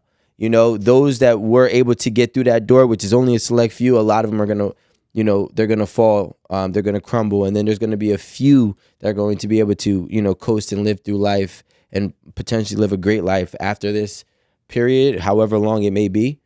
And yeah. You know what? And this is going to be, and it sounds so basic, but having this one skill is actually going to like determine if some people can make it or not. It's whether you can cook. Think how much money people who don't know how to cook and choose to not know how to cook, think how much money they spend on delivery and DoorDash and eating out and this, that, and the other. Just a month or I guess maybe a week or whatever. But if you know how to cook, that means you know how to save some money. That means you know how to plan a meal. You know how to make it stretch. You know how to get your proteins when they on sale. You know how to buy your produce when it's on sale and how to freeze it and how much to keep and how much not to cook and just all of the things that have to do with cooking and feeding yourself and your family. I'm telling y'all, that is going to be one skill that's going to break a lot of people. That's actually been my week. Like this week, I said I'm not buying no outside food. And I'm literally making it happen with what my mom buys 1,000 groceries. Like she's one of those people that don't even check to see what the fuck we got before she goes to the groceries. Like we just have so much things. So I'm like, without me having to buy anything, let me see how much meat we have in the freezer, which we have a lot. And I was like, and I'll make whatever rice, whatever macaroni, whatever the fuck is in the house already. Mm-hmm. I've been killing it. It's already Thursday, y'all. I've been killing it. I got into a big debate with my girl about this. You like that? Worrying about that damn pizza. Right. She licked her fingers and put it in the damn Tostone a bag. Oh my God. Yeah, you saw it, right? She had mad dust on her fingers. Anyway, she had the nerve to hold the bag like this, as if it was hers. And I was like, I wasn't here yet. Right? There was a Nigga said, but she hungry though. There was a post that I actually literally just got into it with my girl about this because there was a post and this guy was saying how he spent $750 a week on groceries. And I think there was 3 or 4 people, right? And a week or a month? A week, right? That's a lot. It's a lot, right? But when she said that, I'm like, I mean, do they shop at a traditional grocery store? Traditional. I don't. What do you mean, like Costco? No, or because No. like they have Lidl. Trader Joe's and what's that other one? Oh, mess with Whole Trader Joe's. Foods. No, who goes? I'm not sure exactly. Yeah, like select items. I didn't watch the video. She was watching it and she said it out loud, and I was like, well, to Erin's point, I'm like, it's not that bad if they cook all their food. Oh, okay. And she's like, what do you mean? I'm like, well, how much money do you think we spend like out to eat? Just in general. And I'm talking about like, there's no sushi in the house. So you order sushi from DoorDash that costs you $25, $30, right? So, and you didn't want to drive to go get it, right? So she's like, maybe $200. And when she said that, I almost threw everything in this house. And I know you don't know what the fuck you doing. You just be saying shit and doing shit, right? So when I was like, all right, I'm going to tally things up. So this was on last Sunday when grocery shopping. It was about $225. And then I included that, right, in the total amount being spent. Plus the ordering food money? Yep. Okay. Right? So it was Wednesday yesterday. And I just did a midweek check, right? And mind you, she got to the point, Gemini shit. She ordered the sushi. I actually didn't even see it. My daughter is like, oh, you had sushi? I was like, I didn't have no fucking sushi. I don't even eat sushi. So she was looking in the garbage and saw the sushi. So I was like, oh, so you had sushi? She's like, yeah. I said, all right, well, just how much was that? She's like, $26. I was like, all right, cool. So I put that on there. So I did the tab and I ran. I'm like, okay, we're at $400 this week. It's only Wednesday. I guarantee you we hit $700 by Sunday. Was that a week for the 400? That was from Sunday to Wednesday. It's nuts. Including the groceries. So there was 175. Now we went out to eat at this breakfast spot that was like $100, right? We got kids, so it's 4 people is different than 2. You know what I mean? 100 for 4 people is great. Well, and breakfast, but it's pancakes. The pancakes is $13. So I don't even know how. Well, it was like 85 plus a tip, right? Or I'll be like, hey, you don't need no juice. You better drink that water. Yeah, that's the thing. And then we got juice at home. And I've been drinking water. I say that to say, yeah, you're right, because we don't even know. Well, I'm not gonna say we. I would say we, as in my house, know how much money that we were spending on food in general, and food is a luxury. And I actually was mad because I'm like, I realized that if I am one of those people who are spending $750 a week on food, I'm burning through $3,000 a month. Like I'm eating, or not me, but us. We eating $3,000 a month. I said that's $36,000 a year. I started sweating, and then that's why my vocals started going up. And I'm not saying that like just a job skill. I'm saying, do you know how to clean your own house? Yeah. Do you know how to wash your own animal? Do you know how to do your own nails? Can you bleach your own hair? Can you cut your own hair? I Like, literally those had this kinda- conversation this Gotta week. have a skill. Like, and that's just normal life living. Mhm. And that has nothing to do with a job but it'll save you or anything. But so like, you got, much. just based on what you said, think how much money you save if you don't go and spend $85 on your nails. You know, or if you don't get the barber to come to your house and pay him $125, you just go to his shop and you pay $50. I mean, and I get that. Like, my barber just moved away a couple months ago. I'm livid. He was right down the street and he cut my hair amazingly. Fuck you, Jesse. No, I'm joking. No, but he be watching. That's why I said that now. But and I found somebody else, and he, he's good, but he ain't Jesse. It ain't the same. And I gotta go to downtown White Plains. I gotta pay to park. It's just it's way more. I used to just drive up, boop, hop in a chair, 2 minutes. Yeah. So anyway, but back to what I was saying. At this point, people got to get back to like knowing how to do some shit. You trying to call TaskRabbit to hang up a curtain, bitch. You better get on YouTube and figure that I out. literally had this conversation this week because it would be so useful for everyone to know how to do some shit. Like men, like I know you're gonna call TaskRabbit to put up the TV. Because you said it. And that episode was really what brought me to this whole conversation. I didn't put up the Learn TV. how to do it. I put the TV. Learn how to do it. Learn how to cut your own hair. I mean, $50. That's how much I feel like we as women pay. I don't know how much y'all men It's a pay. $50 haircut. $50. My shape up, and I don't even have cut all my hair, is $35. Yeah, men's haircuts cost more than women's. Like at the shop. Yeah, that's what I'm saying. My whole thing is always trying to find the psychological, like mental aspect of like what is going on in the moment. And I feel that these times are teaching us that you should be able to be first and foremost, you got to control your thoughts. You got to control your thoughts, and you got to say, these thoughts are either real or they're not real.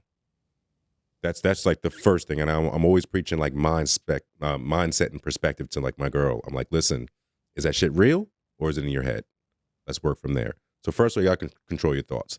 Then you got to realize the time that we're in now, like what has been your pace? Like what has been your pace that has worked for you? Because I know like my pace, there's times where I'd be like, oh, I should be doing this, and this. That's not, I have to slow down, and I have to say, if it was for me, it'd be here right now. And I'm always on some like, oh, just keep working. Just keep working. Just keep working. Just keep working. And then with that, it spills into patience, because like now I have the patience of telling myself, all right, you keep doing what you're doing and you will get what's for you in the very, very end or when it's your time. But I see shit all the time, and I see it like, damn, I should be. And I'm like, listen, you're just in the working stage, and it's not time for you to explode in that market. I feel that in my age, I've seen it. I'm not even going to say this, but I've seen things happen slowly because of the 90s, and I've seen things happen in a different way in the 2000s and then the 2010s.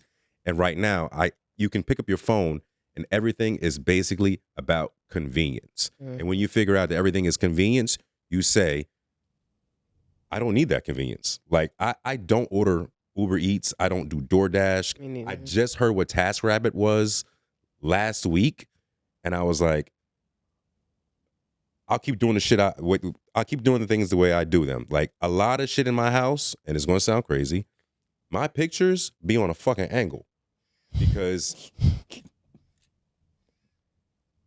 like that, and like that. Erin can fix that for you. I really can. But it don't bother me. It's not crazy, but it'd be like a slight. Like, but there's so many things that is just instant right now, and I see people getting like in a tizzy because things aren't happening for them instantly, and I'm like, damn, like if you were given this right now, would you even know what to do with it? And then what are the 3 steps after you have it? People don't have answers. Keep it. Yeah, like can you maintain that shit? And this is the weird thing. Like, I just feel like right now, people are way more threatening than ever before. What do you mean? People start cracking, I feel like people are going to start hurting people. Oh. You know what I mean? Like before. Like our boy Luigi? Yes. Oh, like, yeah. I think that's definitely, I'm not going to lie. I agree right? with you. So before people start to crack, they going to make shit easier again. Like, in my opinion, right? Yo, let me fix this. What happened? You all right? She just said, who is Luigi? Oh, Jesus. But that's my only thing that I see. I think that people, especially like, and I'm basing it on kids, these kids nowadays, and it's terrible to see like what they are and who they are. And I'm not speaking for everywhere, but just like the New York, New Jersey market right now, when I say kids, I mean like 18, 19, 20, 21-year-olds. The YNs. The YNs, they're at a different age, and different timing with their emotions and responses. And I don't think that they are ones that are going to accept to suffer like all the years prior, where it's like, okay, I'll just struggle and I'll work hard and I'll downsize and whatever until the time goes on. I think they're they have the mentality of, I'm gonna start hurting stuff to survive, and I can care less. So before things start to really get out of shape, I think they're gonna try to fix it only if they start to see the signs, which they probably are now with Luigi, but who knows what that is. I think it's gonna become an oversaturated market where people are gonna be forced to learn, forced to adjust, and now what may cost, and this is the real price, $100 to $120 to mount the TV is gonna cost $10. And then people are gonna start wanting to say, okay, what happens when there's well, that's what we need to happen. It needs to, like, cause somebody was on Nextdoor app today talking about $45 per hour is what you pay the cleaning person. If I'm paying you $45 an hour, first of all, my house is clean. You in here dusting, okay? They'll be over here wasting time. Exactly. By the hour. Exactly. So you give me a flat fee. But what I'm saying is that, cool, you wanna have a $45 an hour, you wanna be a $45 an hour cleaning person? Cool. I'm gonna drop your ass to $10.99 because you finna be responsible like everybody else. Right? You finna pay some taxes on the money. I'm gonna drop you a $10.99 and you gonna need a certificate of insurance to walk on my property. And you gotta bring your own shit to clean up. No. Don't use my shit. Exactly. So now you gotta say, do I wanna charge $25 an hour with all those expenses? Or do I want to get this $25 untaxed per hour? The burger alone is $15. A side is $8, and then they better go get them a pack of ground beef and learn how to make a burger at the house. They opened one up right by my house. I was so excited. White bread, no buns. No buns. White bread. I went to a soundstage in Los Angeles, and I seen one of the rooms is designed to be and set up to be a private jet. And when I went in, I saw like girls leaving. Mm-hmm. They take pictures in that They're shit. taking pictures, faking the private jet. So it has like seats in it, like, or is it just a window? No, it's a whole little like tunnel, right? Wow. Decor to look like a jet. Yeah. People have been getting exposed. I think the only reality that's going to be shocking is the reality like Luigi. If that's is, something that, I may think it to be, right? Those type of realities, the reaction to reality setting in is going to be viral.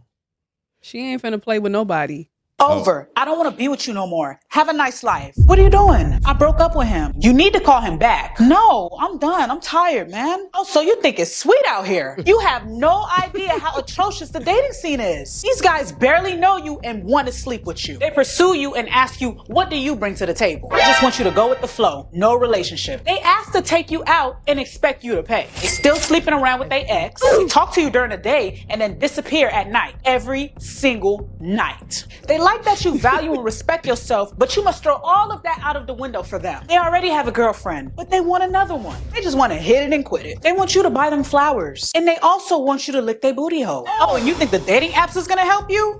Yeah, it's gonna help you get They pursue you first, but then expect you to do all the calling and texting. They want to do all the relationship things without being in a relationship. They pretend to be the guy that you wanted for a few months. As soon as y'all start having, they're gonna switch up and go back to being who they really truly were. Because they was playing in your face. You think you have a chance with a guy? It's never gonna be you. He's never gonna pick you. He's just gonna waste your time. And check this out. The married men are out here dating too. Yeah, it's disgusting out here. You need to call him back. Apologize, tell him you on your period, your emotions, something. You gotta save your relationship. You got to make this work. You got to make this work. You got to make this work. What the fuck? Wait, keep playing it. What is this part? Yeah, what's the end of it? I thought this part was Oh. She just gave y'all a game. Some of y'all don't know. Told you I liked her.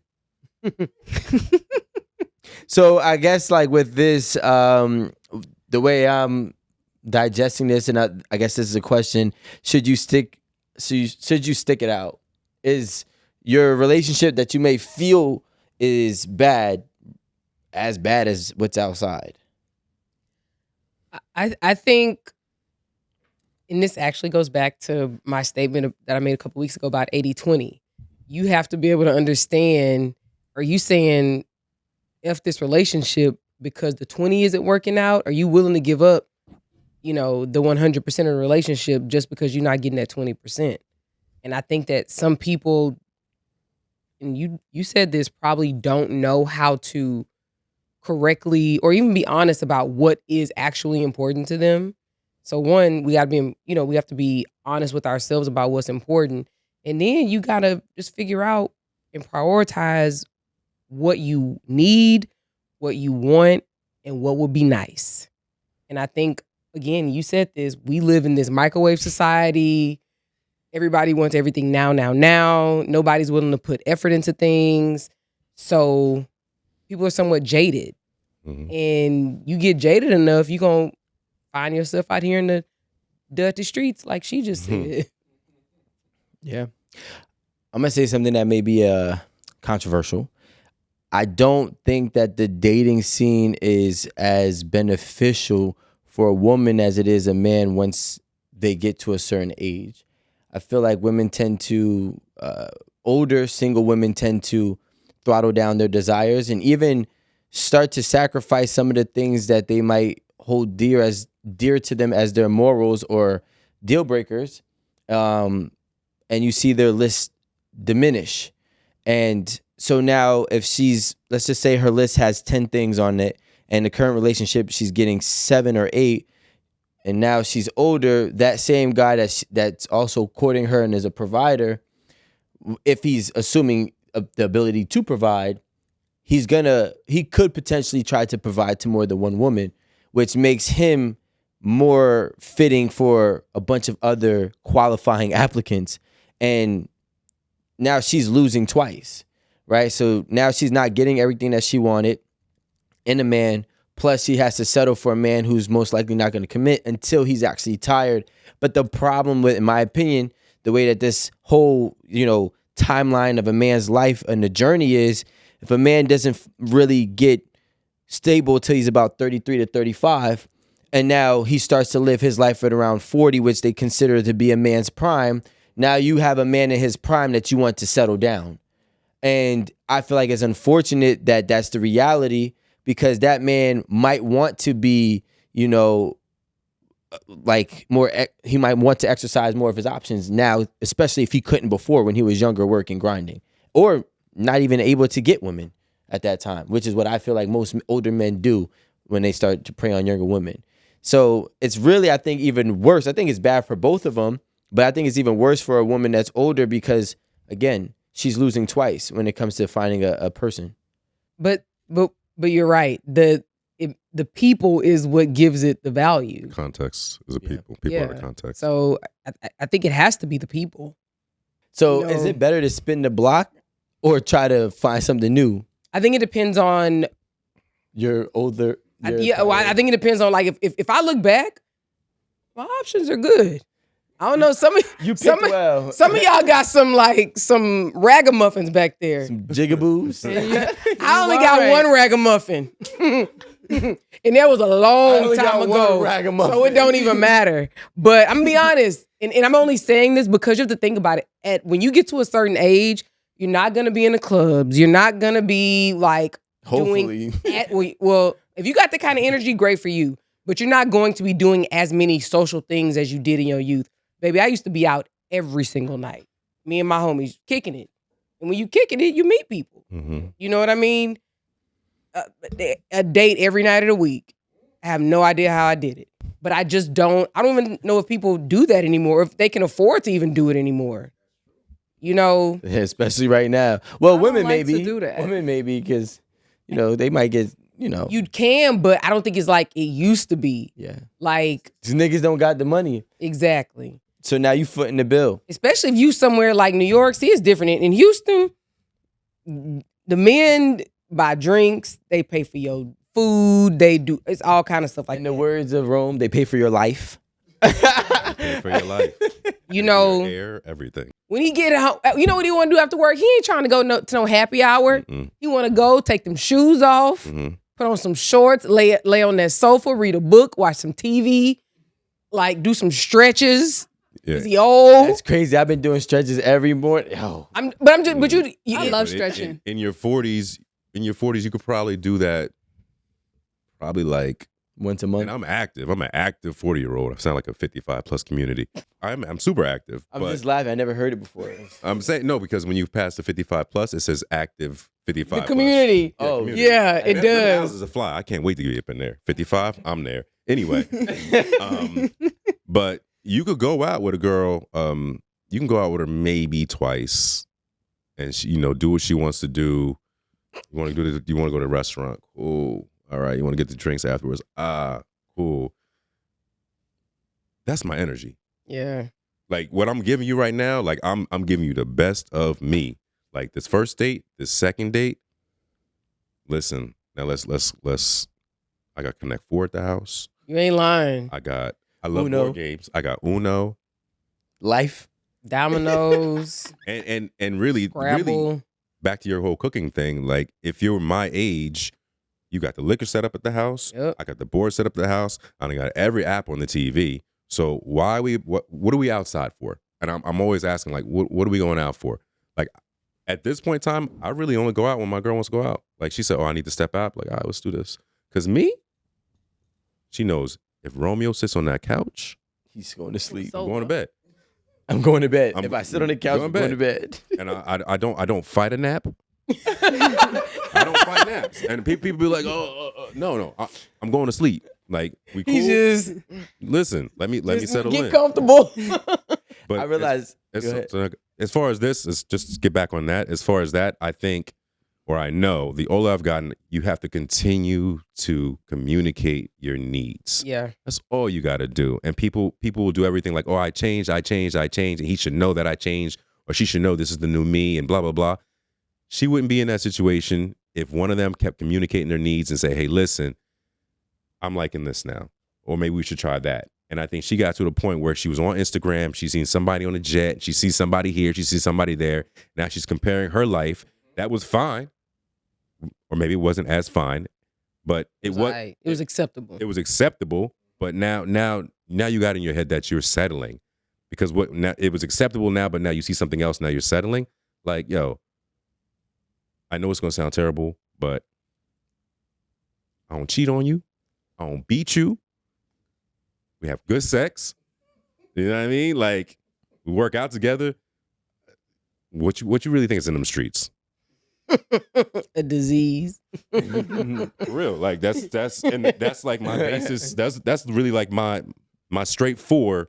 I'm gonna start saying that. I don't beat you. I don't put Aaron. my hands on you. Aaron gonna say, I don't beat you. Listen, Now with the background. I could definitely hear Aaron saying that. it's What are you complaining about? Because I could literally do all of those things. You ain't even got the bad me. Everybody else before you got the ignorant hearing. right. You getting the healed version. Better. Hello. I was about to Okay. say, The better version. like, Well, I grew up. but that's crazy because I know it's expensive to go out. So I would figure that the apps are the new out if we're all broke. Or maybe not the ballers are balling, whatever. Go be with them because you know they cheating on you anyway. I can't say his name only because I don't have permission to expose his age, but he's in the 40-year-old club. But that nigga is an active 40, and I mean active like that nigga's out every week. Like we all know him. He probably doing bumps of cocaine in the bathroom. Nah, he not. But I also think it just depends on your life. You know what I'm saying? Like there's people who I know they never worked hard before. So at 40, they really feel like 25. Oh, because they've never they ain't got no reason to be tired. Yeah, like imagine if you've been hustling your whole life. It makes right? sense. Oh, well, You might have like lift boxes all day. like, you know what I'm saying? I ain't tired, nigga. Like I got money. I just chill. I figure shit out here and there. I work this deal give me 10,000 here. This deal I give got me all the 5,000. energy. You know what I'm saying? So I'm good to go outside. Matter of fact, I'm looking to spend this money. Like I don't even want this shit, to be honest. I want to go do something with it. So I see them all the time, and I just think that it also depends. Like me, I feel like I'm an active 40-year-old. Like I'm learning now. I have to stretch early. I can't even watch a movie because if that shit go on, I go off. Right? Time to go to bed. Yeah, but I think now I didn't work hard, but now I have kids. So like them little niggas is like Energy drainers. what? From sun up Suck all that to energy sun out of down. It'd be like, yo, like, why the fuck did you wake up at 1:30 in the morning? Like, you know, so I feel like that's what's pulling me. But if I had no kids, you. Oh shit. and even if I was 55, I probably wouldn't even make it today. Be like, yo, this nigga is 25. Get this nigga out of here. There's no way. Nah, we'll see your neck. We'll know how old you are. Oh, see that neck don't lie. Look, so Amanda has Zoom in for what? a neck, right? That is She has a neck. She that has a neck. that is necking, right? So some people got the little neck, so it's hard to tell, but she has a good decent sized neck. And you see this crease and this crease? By the time she hit 42, it's gonna get real dark. This is a sign of youth, right? But in about 15 years, it ain't gonna be too youthful. Hey, Nah, look, Listen, I already know what to do. I've been watching my Your Hundo shit show. creasing and darkening already. Look, I've been watching the Hundo show, and I started noticing my shit been layering up on the side.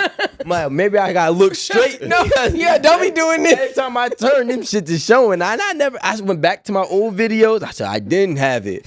I don't know if it's weight gain, water weight, or age, but it's something. Guys, you moisturize this way. It's all telling you. Get all of this. No, seriously, this is if you don't have an esthetician or You have to moisturize somebody- going up. You need a skincare routine. Yeah. That's what you need. Yeah, if you don't have, and all this is on YouTube, but if you don't have an esthetician or like somebody that does your skincare, when you put your moisturizer on, don't go down, right? Don't go down. You want to go You're up. creating the lines. Yeah, when you go up. you want to go up, and when you do your forehead, you want to go to the side like that. And get that neck. Don't Yeah. forget the neck. You got to bring Even when you you're at tone the neck too. everything. You all gonna this wipe gotta your get face with that moisture. toner. Get hair too. Oh, Jesus. All right. I'm just trying to give out a little game for people who don't have a person to do this. Make sure you moisturize all of this. He said, "What is toner? Fine. All what of is this. SPF? And when you put it on your What neck, is vitamins? you They're go up. like, what is moisturizer? Moisturizer. Huh? Let me see your elbows. You know Let he me asked you. like. That's crazy. But No, y'all he gotta is. make sure that y'all give y'all. I don't understand why women that do this and they be posting pictures thinking that they be killing it, and they be 3 different colors. This be one color, this be all the way off, and then this I don't even know what the fuck this is. Makeup.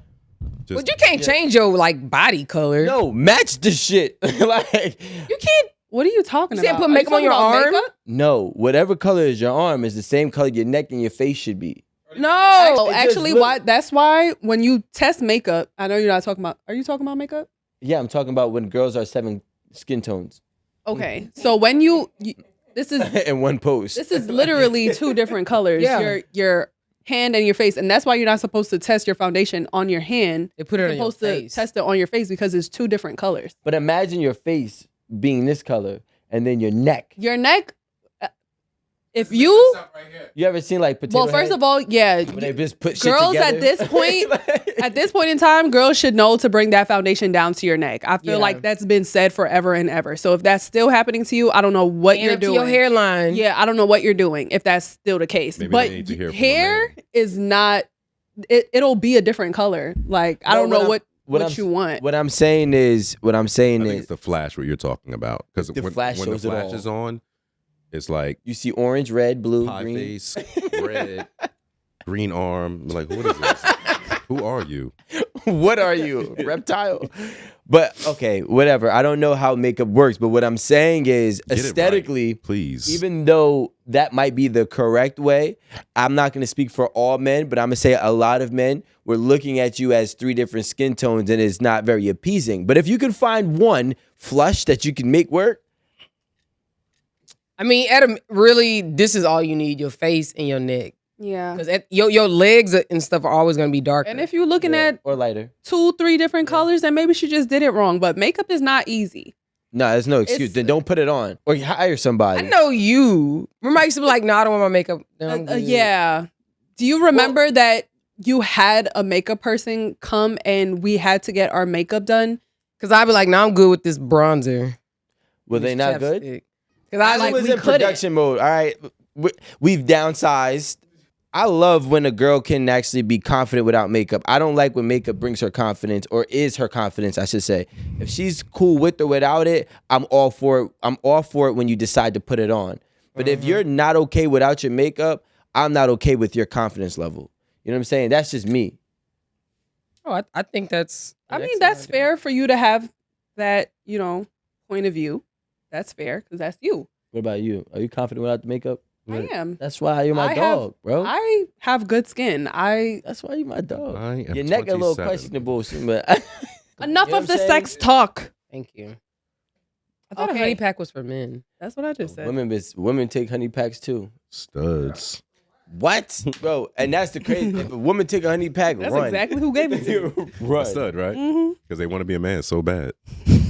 You can't what? Weirdest thing. It's supposed to make you horny, right? Yeah, like So it wasn't like an off-brand, but it was something that's supposed to make you horny. It wasn't like a honey pack. You had a so. Popeyes honey pack. I don't know what it. giving away your biscuit.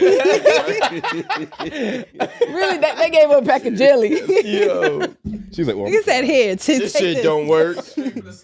Yeah, That's actually really funny. why does it say Popeyes on the outside? Hey, that's some new shit, girl. That's Trust just me. a disguise. No, it don't say Oh, Popeyes. yeah. It say Pop Mines. Hot mine. Pop Mines. All right. That's funny as hell. Okay, so we had a viewer write in another Ask Amanda. It says, "Dear Amanda, should I cancel my wedding? I've been with my fiance for 3 years, and while planning our wedding over the last year has been stressful, it's also been exciting. Early in our relationship, he introduced me to his friends, including a woman he called his work wife." What? At first, I played it cool, not wanting to seem insecure, but as the wedding planning progressed, she started inserting herself. She asked to come wedding dress shopping and made comments like, "Jacob wouldn't like that dress. Jacob wouldn't like this food. Or Jacob wouldn't like this venue." As if she knows him better than I do. She does. Go ahead. At a recent party, I overheard her joke to my fiance, "If it doesn't work out with her, you can always marry me," which made me extremely uneasy. Bitch, they should have made you furious. When I confronted him, he said I was overreacting. I decided not to invite her to the wedding, but now my fiance says I'm putting him in an awkward position and making him choose between me and his work wife. This has created so much conflict that I'm seriously considering canceling the wedding. What should I do? Cancel that wedding? That was a quick take. Because I don't like what I read. What she didn't leave her name, but I don't like this Jacob. Jacob does not seem to have your back, because if you feel like it is putting him, or if he feels like it's putting him in an awkward position to choose between his own fiance and a work wife, that shouldn't even be a dilemma. Like, honestly. Well, he's married to one, and it ain't her. Marrying. No. He's Oh. married Right. to. She's the almost He said- wife. He got a work wife. This is my wife already. Yeah, it's not looking too good for Jacob, because I mean, seems like he has potential backup plan. I think that if she's a good woman, Work she should wife. stick it through. And I think that she should understand that he has everything under control because he has another girl that wants him, but he doesn't want her because he's clearly with you. Okay, but that's his response to this situation does not seem like, oh, I got it all under control because yeah, she might want me, but I don't want her. That response should be, yeah, she wants me. Seems like she's doing a little flirting, whatever, but I don't want her. So, babe, if you don't want her to come to the wedding because she's making things too complicated for our relationship, she's making you feel uneasy, then she just won't have to come. That's fine. I'll just see her at work and that'll just be that. She doesn't have to come to the wedding. I think he's like, you're making an emotional decision and you're having your mind made up based on your feelings, but I got to still work with this woman every day. Is she the boss? Her feelings are what matters in this situation. Her feelings are the ones being hurt. I don't think anybody's feelings matters but Jacob's. How? No, right. No, you're right. It is his feelings that matter. He needs to, who the one he feel the most about? Pick. And that's the end of it. Sometimes you can't choose yet. If you... He loved both of them girls, bro. Look, that's the thing. Like, don't play stupid. He's fucking her, all right? If I gotta tell you, Miss Ask Amanda, you should ask Rico. He's fucking her, okay? And not only is he fucking her, he loves her. He's fucking her and he loves her, but she has something about her that he will never commit to, ever. That's why you're in the picture, because he's fucking you and he loves you too. I actually don't think he loves her. I think he doesn't want to lose her. Like, he still wants to keep her around. The work wife? Yeah. Because he love her. No. Because she scratches an itch and she provides some level of companionship. She might be nastier than you. You may have to step some shit up. I just... Like, she might be. She's filling the void somewhere. I don't know where it is. That's the point. Exactly. Yeah, but no, she don't got to step no shit up because why would a fiance now be trying to compete with work wife?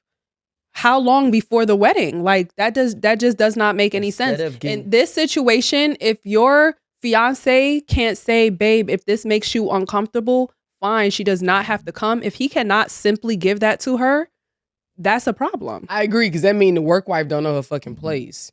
To be honest. Maybe the work wife really cares about your relationship and she know your nigga better than you. She's trying to put you on game. Listen, he would not like that dress. You clearly don't listen to him, but I got you. I'm here for you. So you know what? Instead of getting the red one, get the blue one. No, she trying to flex on her as if she trying to like flex and be like, oh, I know your man better than you know him. Because why are you coming to dress shopping with me? Now, what? I'm like, you ain't my home girl. She's trying to be too involved. Yeah. You trying to be... Because she probably trying to sabotage the shit. You know what I would do if I was her? She probably knew the wife was listening when she made that comment about if it don't work out, you can always marry me. Like she probably. Well, I feel like the work wife got them hands. That's why she could do what she do. But what I will say is like, I set the hoe up. she should have put it to the test. You know what? I'm gonna ask him about this dress and this dress. Let's see if you really think you know him better, if you really think you know Jacob better, we're gonna both pick out a dress that we think he'll like, and he's gonna pick the best one. And then just show her, like, see, that's why I'm getting married, and that's why you not. That's why you go, you know, hey, she might start telling you some other shit, but that's why he sees you at work and he sees me at home. So I was saying he already messed up by saying it was his work wife. If he wanted to have the relationship say the same with his work wife, he should have just kept his mouth shut. Never says anything to his fiance. No, but then what happens if she would have said, I'm the work wife, and now he looked like he a liar? Well, then that's when Erin's right. She should know his place. She should know her place and never say that I'm your work wife. Right. I could be your coworker. I could be your friend. I could be your assistant or whatever.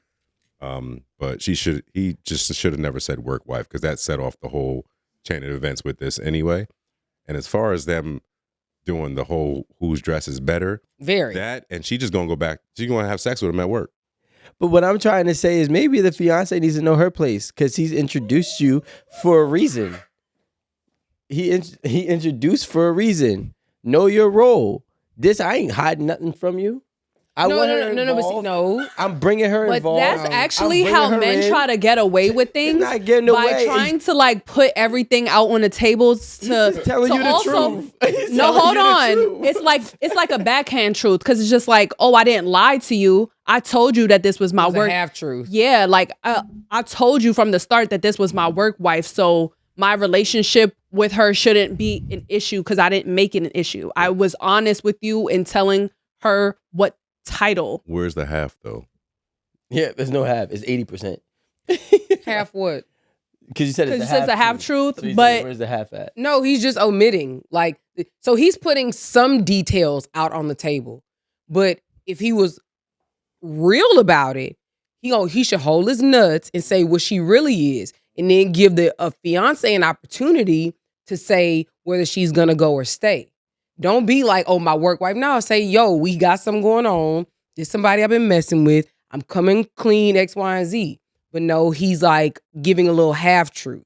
But he said, this is my work wife. I mean, look. Wait, but so the thing is that is not clear. No, it's not clear, but it's up to her to clarify. No, it's if not. I tell you it's my work wife, what do I do with my wife? I fuck my wife, right? If I fuck my wife and that's my work. He's not married. No, but I'm saying he's giving her a title of somebody that he would typically have sex with and intimacy with. No. So you think that there's no intimacy here, but she's showing you because she's telling you, I know this nigga better than you. That dress ain't that good. That venue ain't that good. And that's making her upset. And she even said, if you don't work, nigga, you can marry me. So they fucking.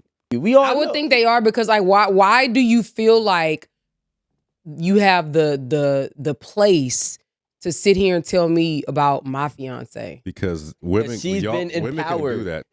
She's empowered because he's fucking her. And not only this nigga's a goat. Shout out to you, Jacob. He really not. He telling you, listen, He not this is my work wife. She gonna be around. You putting me in a tough position because you know why? Not because I gotta see her every day at work, but because I gotta see her every day at work and we fucking. But see, Rico, that's what I'm saying. He's not giving a full Clear account of what's going on. If he was real and he wanted the fiance to make a decision based on all of the facts and not a little bit of fact and a whole lot of omission, then he would say, this is what the situation is. Now it's up to you. The ball is in your court, whether you want to stay or do you want to move around. That's sloppy though. I don't think he introduced her as his work wife because he was having sex with her. Because that's too sloppy. He'd probably be a man and never introduce him to her.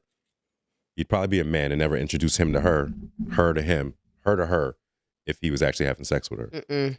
But he definitely fucked her I at some would point. say I won't go as far as to say that I think that they're having sex. I think that What does he the work appreciate? The wife pussy. means that they probably flirt a lot. And he likes the attention that she gives him at work, and he's entertaining it. He's probably flirting back, and they have this banter that they both appreciate. But she is overstepping, meeting the wife, making these comments, wanting to do wedding stuff with her. It's inappropriate. What if she's badder? What does that matter? Who's battering her? First of all, you just No, who's asking a battering question, but it's actually I'm saying insulting to even ask that question because what does that matter? Do you love me or do you love the work wife? The work wife. Because she's Christ. probably more attractive than me, do you want to actually marry her?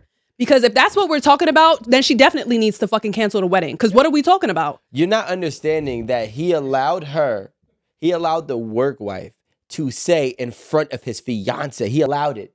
And I'm saying that because she didn't say that he checked her. That if things don't work out with you, you can marry me. She said she overheard it. Well, that's what I said. I That's said what she I'm saying. probably said it on Yes. purpose, knowing that she was probably in But- Air's reach. Like even if I say this, she'll listen, probably hear hold me. on, Linda. Listen, Linda. Even if she Who is Linda? Listen, Linda. I know, but I'm just like, it's crazy to me because I'm not gonna lie. If I'm sitting here and I'm listening to my girl converse with another man and he says something that I deem inappropriate and she doesn't check it, Oh, yeah. I'm gonna have a conversation Absolutely. with Well, her. but that's not Wait, Linda though. Linda's not the hold on, listen. confrontation Who's type. Listen, Linda, chill out. What I'm trying y'all to done say. gave this girl a whole name. What I'm trying to say is if he allowed it and just swept it under the rug, which I'm only saying that because she's saying that there was nothing that actually happened after that statement was made, then he goes on to say that, he's resisting the fact that her feelings are not of her not wanting the work wife to be there. That is showing that he is empowering her because she has some type of importance in his life. It's not just, I don't know if they're fucking. I won't say that they are, but maybe they did, right? Or maybe she's done something for this man that has earned her a spot and a voice. Loaned him a good amount of money. And if that was the case, she might be paying for the motherfucking wedding, right? like so I'm just going to say, if you love him, Linda, shut your mouth. Stick it out. Yeah, just relax. So this is If that's the case, if that woman did anything for you of the sorts, call it off. Damn. Call it off. Call it off. Oh, she might be paying for the wedding? Y'all both could use the work wife. If you play your cards right, you just want to be emotional. Chill out. So this the thing. If he would have set it up like that, like, yo, I got a lick on this, That X, part. Y, and Z. Yeah. See, but the thing is, you got to bring me into it. Like, if we hitting a lick, cool. But don't just have me out here with somebody just got diarrhea about the mouth. The you know what I'm thing saying? is, he could have brought her in on it if he planned on playing her. You know? Right. But it don't even seem like that. Exactly. Maybe No. she's the lick. Maybe the work wife and Jacob trying to get one up on the fiance. Call it off. You hear what they's talking about? Call it off. Call it off. I'm gonna say this. saying. They're calling you the lick, Jacob. Linda. They're calling see you the the play. lick. Call it off. I'm actually agreeing with Rico. The cameras. I'm Bill Belichick right now. I see the play. right. I'm actually gonna agree with now I with got a Rico. face to point my anger to. She pointed at the face talking. I'm gonna agree with Rico on this one that they are having sex, and I'm gonna tell you why. Because if I was controlling the situation, I'm gonna introduce you. I'm not gonna call you my work husband, but I'm gonna introduce you. Because when you see this person's name, when you see this person around, you're not gonna be like, oh my God, who is this new face? I've done it. We work together. It's a criminal right there, boy. And they won't question a thing. But look what you did. You stupid. You, Jacob, bye. Not stupid. No. But real talk, you gotta know your place. So I'm gonna be honest. If I was controlling the situation, I would actually introduce my side. That we work together. Matter of fact, we in the same department. We was on the DEI team together. You know what I'm saying? Like I won't cause when he comes around, it shouldn't be a surprise. Like, oh, who is this dude? There is no who is this dude. You know him. We work together. That's Chad. You know what I mean? So, but where Jacob went wrong is that he said, oh, this is my work wife. No, you just, hey, this such and such. We work together, blah, blah, blah. But first of all, don't call it your work wife because that's going to raise suspicion. Because I'm like, what the who? You know what I'm saying? But maybe old girl Linda, maybe Linda didn't feel inclined to say anything. But she should have asked what the fuck was a work wife right then and there when that was the introduction that was made. So, I mean, that was a misstep on her part. Mm-hmm. But Jacob misstepped as a general matter because he didn't make sure a boundary was set because there's no woman, work wife, friend, or whatever. Even his mama shouldn't even be saying that kind of stuff to his wife. Yeah. Man, look. No. Jacob is like this. I'm running this shit. I don't give a fuck. He's what not I tell though. you. That's the thing. I'll He's tell you, not running it. Jacob got a girl on here asking for advice. That means if there was no 8 at the table, she'd be married to Jacob, all right? Jacob is running this shit. Don't get it fucked up. That girl already know what to do. She just need a gonna confirmation. She ain't gonna do it. She ain't gonna do it because Jacob is that guy. Jacob is not. Jacob from that prompt. that guy, Jacob bro. is sloppy. Very sloppy. He's Thank not you. Jacob moving- is sloppy Yo, as he's not hell. moving sloppy. Very sloppy. He's showing you what it is without telling you what it is, and he's leaving the interpretation to No. be for you. If you wanted to, I don't know if she did. If she asked, hey, a direct question, are you fucking whatever her name, Josephine is? I just give her that name. Are you fucking Josephine? You know what I'm saying? Are you fucking your work wife? If he lied, now he's not keeping it P. No. But if she never said it, Why should? But this is the thing, Rico. You can't introduce a person and then leave out the context of their relationship. why not? But see, that's the problem. You're lying by omission. Well, listen, he's not hiding the fact that he's cheating. He's just he's just hiding the confirmation. It's like, I'm cheating, but you know I'm cheating. If you have to ask somebody That if would somebody's not hold cheating, up in court. they're fucking cheating. Like, but you don't want to believe it. That's all. I don't know. As someone who has been accused of cheating and I wasn't, I have to disagree. I've been accused. Every time I got accused, I said no, but I was fucking cheating. But you lame like a real nigga it gonna was say, the- yeah, you a it was the liar. wrong- Did. It was the wrong bitch, but the right action. Like it's like I didn't cheat with her. You're No, crazy, but I you cheated with lame. her. You should have said you did. No, I wasn't gonna tell her I did because she asked specifically for a woman that I was not fucking. If she would ask for a different woman, she might have got a different answer. You gotta let the police do their job. Thank you.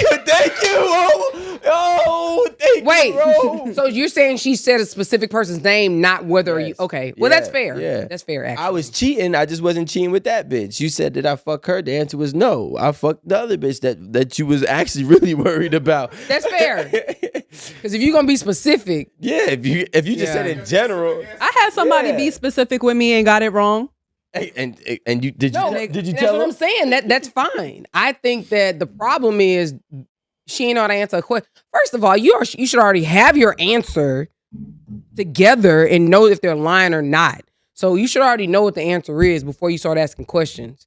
Now, if you ain't done your due diligence, did your Inspector Gadget, and did your FBI check on them, then that's your problem. I got I'm be all the honest. sites. 'Cause don't expect somebody to be honest. Facts. Well, here's my thing, and all jokes aside, right? I was playing around with No, y'all. you weren't. I was. He but I really wasn't. wasn't.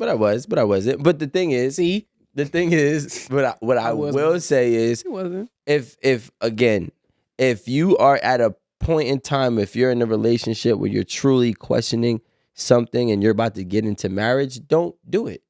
You're about to get into marriage, right?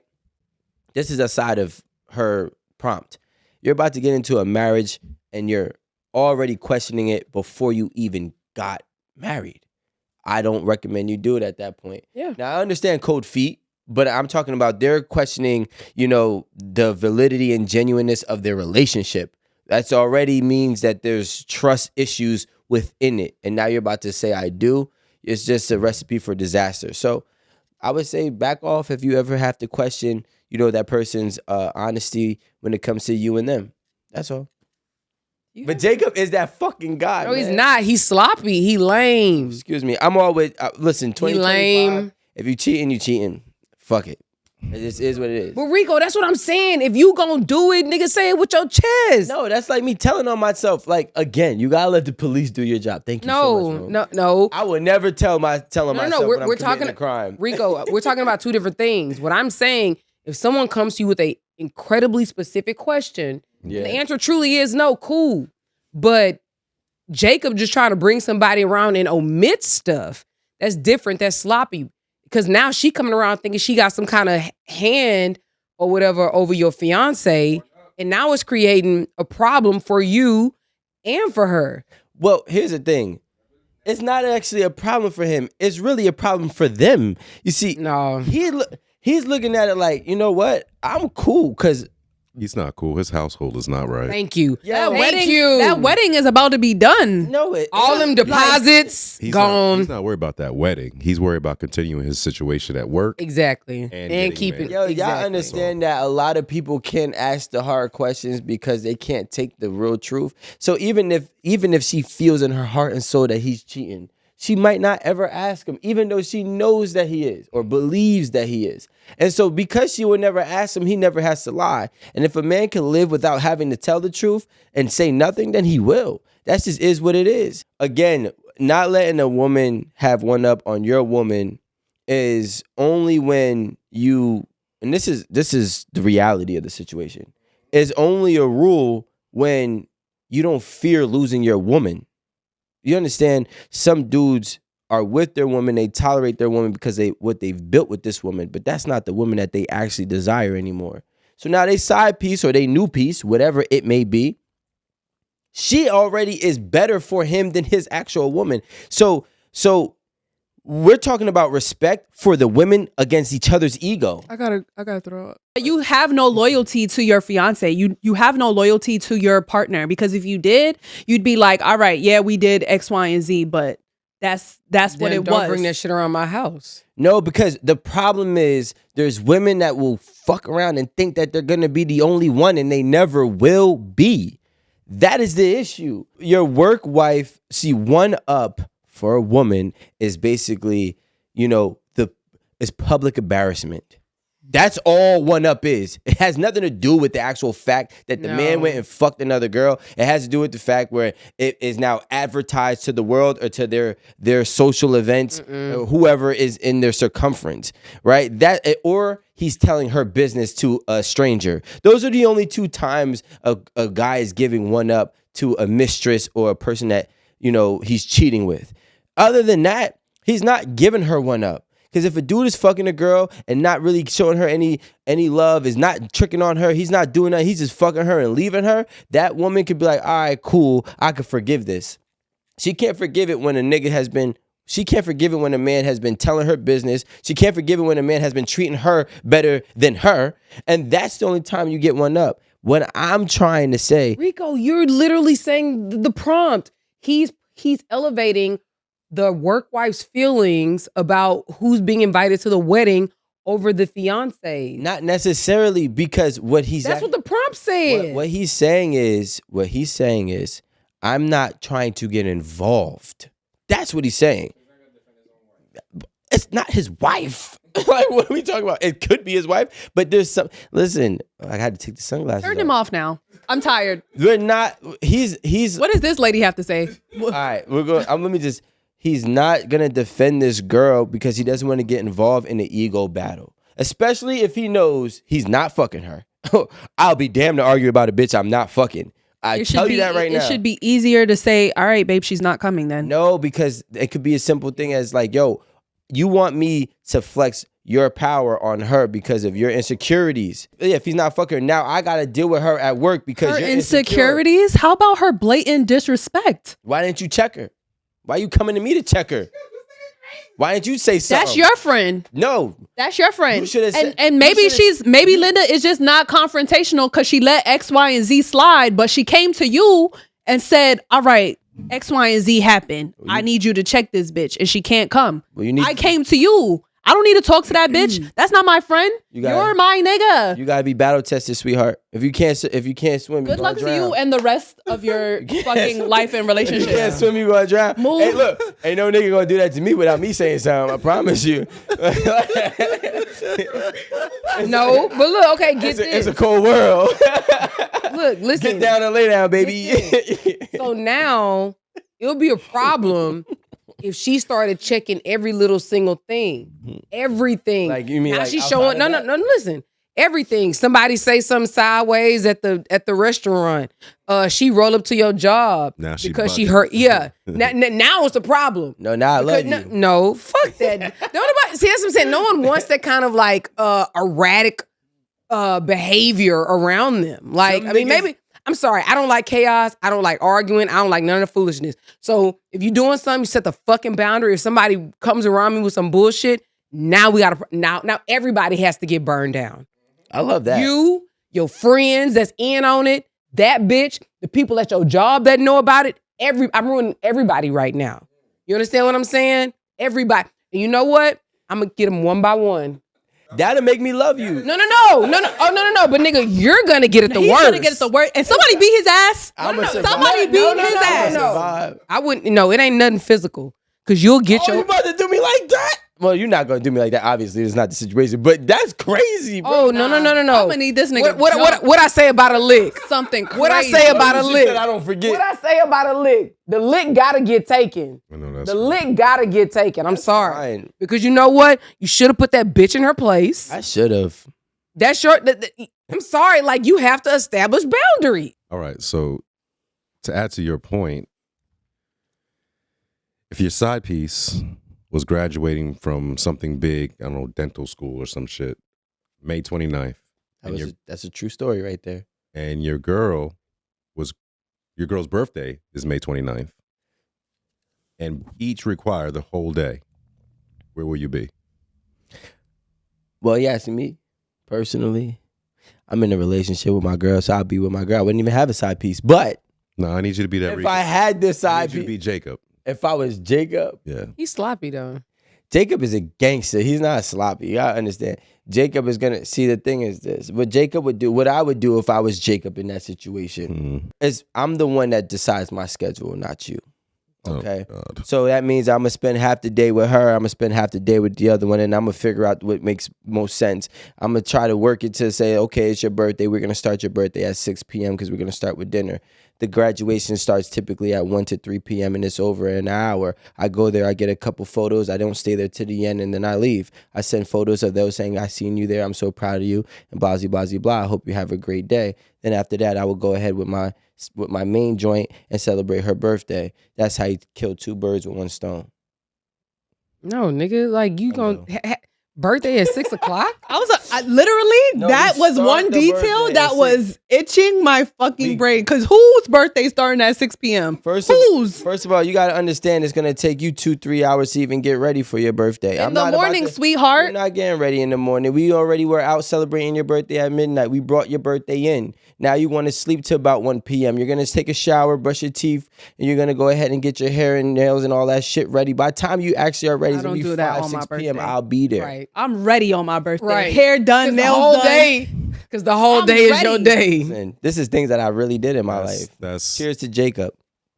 There's just it's very clear. What is clear? The separation is clear. It's like, you got to understand that egos love chaos. Yeah, I don't like chaos. And wisdom loves peace. Wisdom loves peace. That's the separation. Because if the ego loves chaos, that means that chaos bring the ego peace. So it's all the same thing, right? It's all about what is going to bring you that peace and that happiness.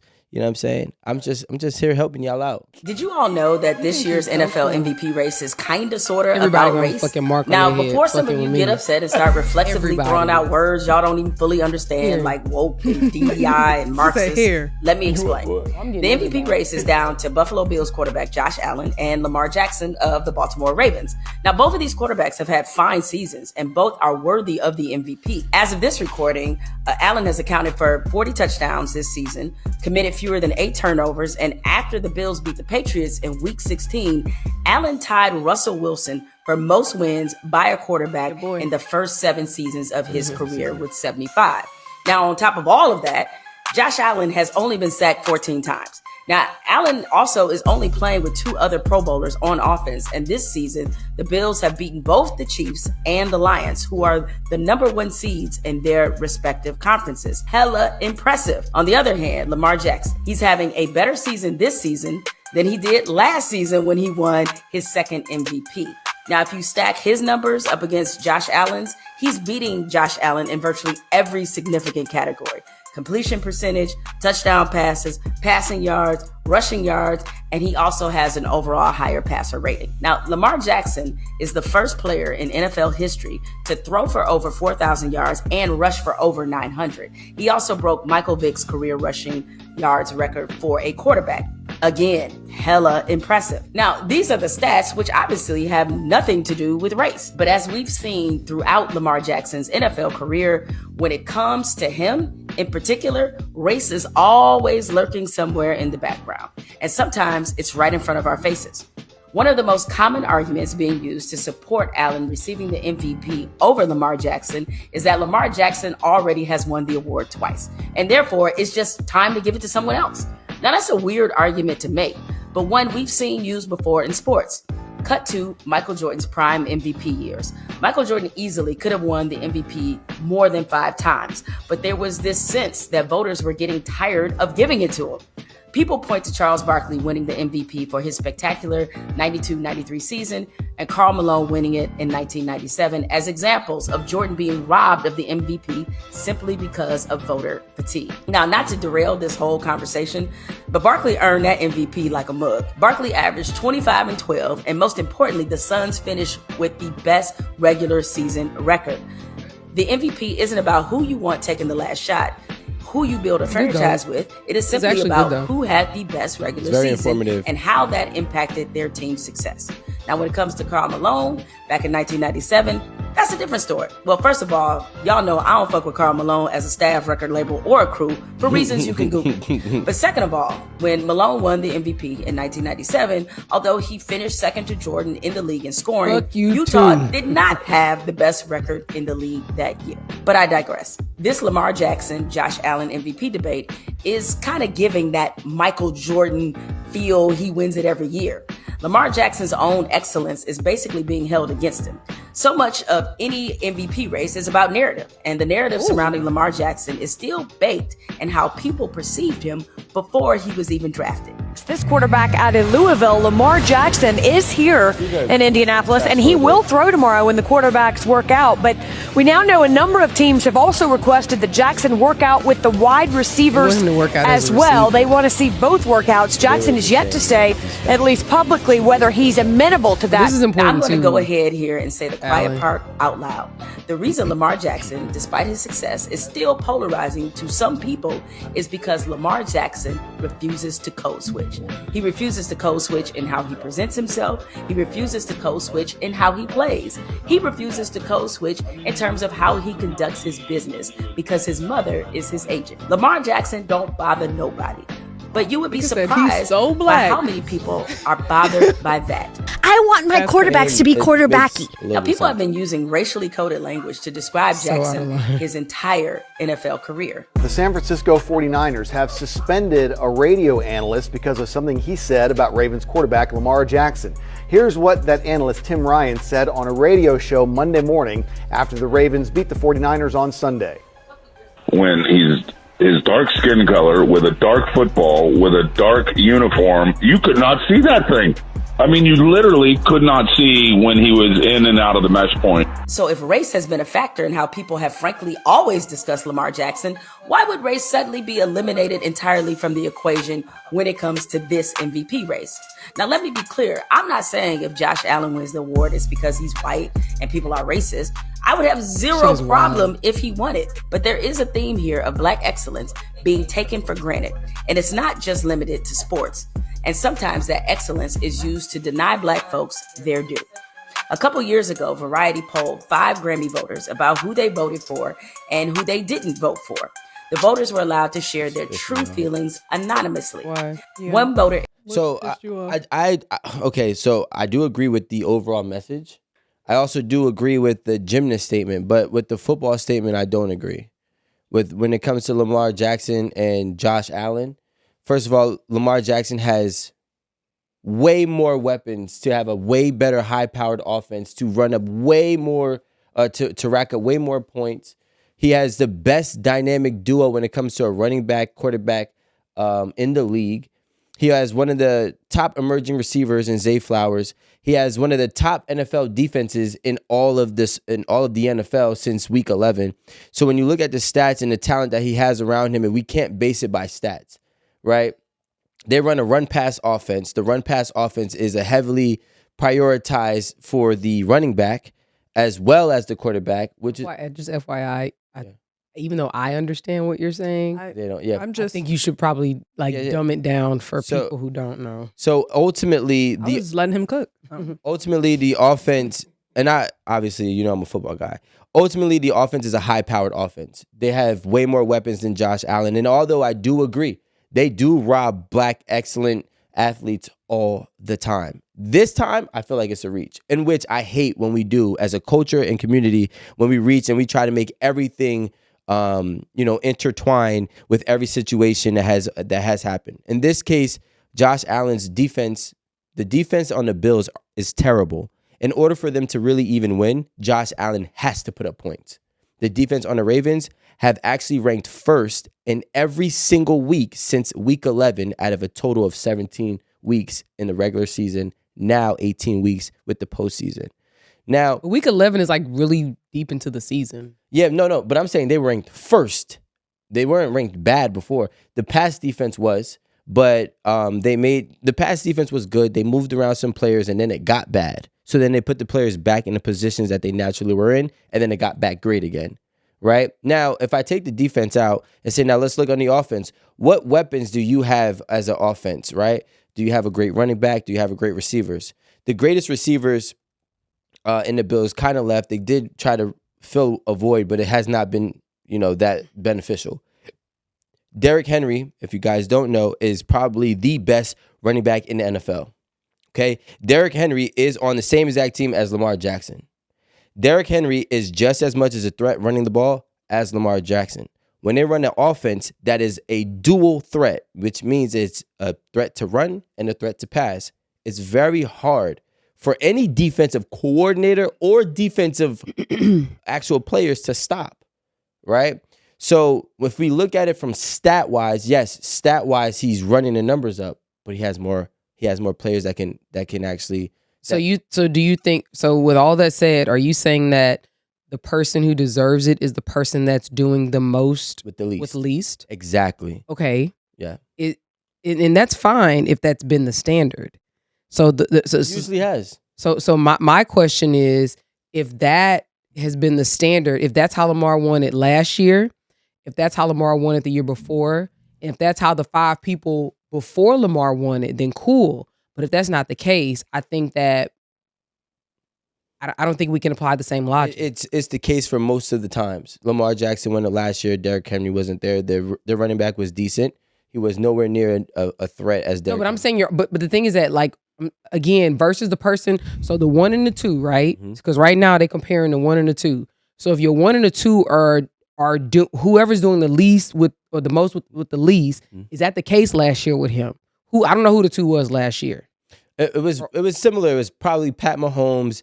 It was probably the same 3 that was the final 3. Pat Mahomes, Josh Allen, and Lamar Jackson. So what I'm asking you, was that the threshold last year? Of course. I mean, their team didn't change that much. Who? Lamar Jackson. Yes, they did. They did with the running back. It was so one person. Well, you brought up their defense too now. So the defense was great, right? He won on the base purely because of the offense, right? So the offense they had a rookie. Zay Flowers was a rookie. Now he's a sophomore in the league, and he's actually shitting. Like, he's a great. And then they have another one named Rashad Bateman. He's also a sleeper, but he's great this year as well. He's actually he's not getting the recognition that he should publicly, but those are 2 great receivers, as well as Derrick Henry. The people who are voting know these things. But that's why this is a discrepancy, because when you're looking at it from a numeric standpoint, last year, Zay Flowers was a rookie. No one could even know what he was even possible or capable of doing. You know what I'm saying? And then that running back was nowhere near Derrick Henry, right? So really, Lamar Jackson was putting a fucking team on his back. All right, the Steelers just played the Ravens. The defensive, and this is to give you context, the defense they had to choose.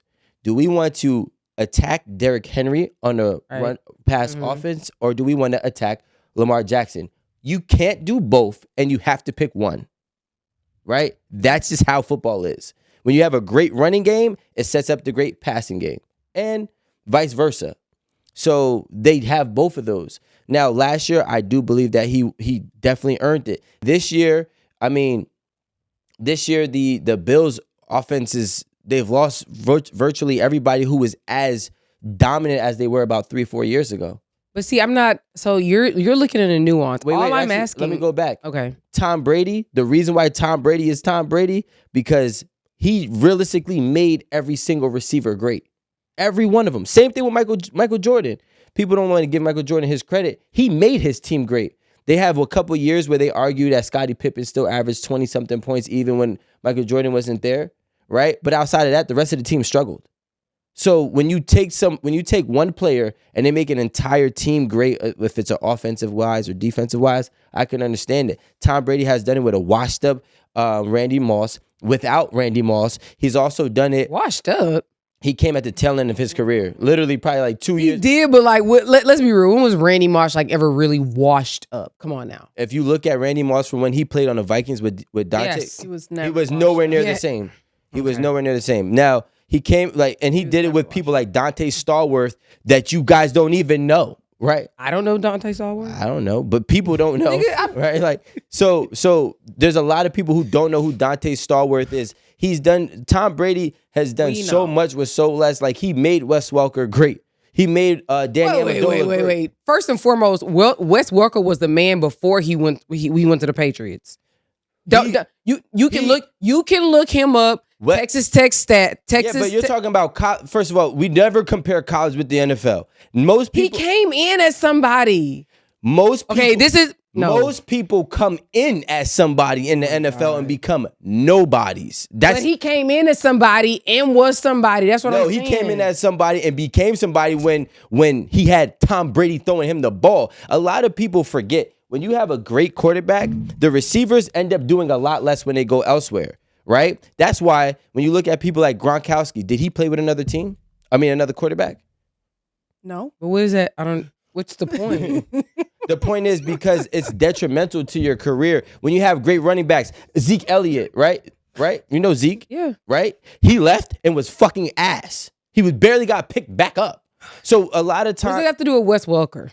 that has to, what I'm trying to say is that Wes Welker came into the league and was a nobody in the league. He was not a nobody. Okay, I'm not saying in college. He was a nobody in the NFL. He was not a threat. Oh my God. Defenses were not making strategies against him until he started to emerge with Tom Brady. That's like saying that somebody that okay, what's Shador whatever Prime's son. Sanders. Right. So there's a lot of hype behind him clearly because he's good at what he does, right? So that's just saying like, oh, he's nobody once he gets to the league. No, first of all, he's my probably God. a Heisman winner. If not, I don't know if he will or won't, or if he did. But if he goes to the league, how about this? God. I'll give you one better. I'll give you one better.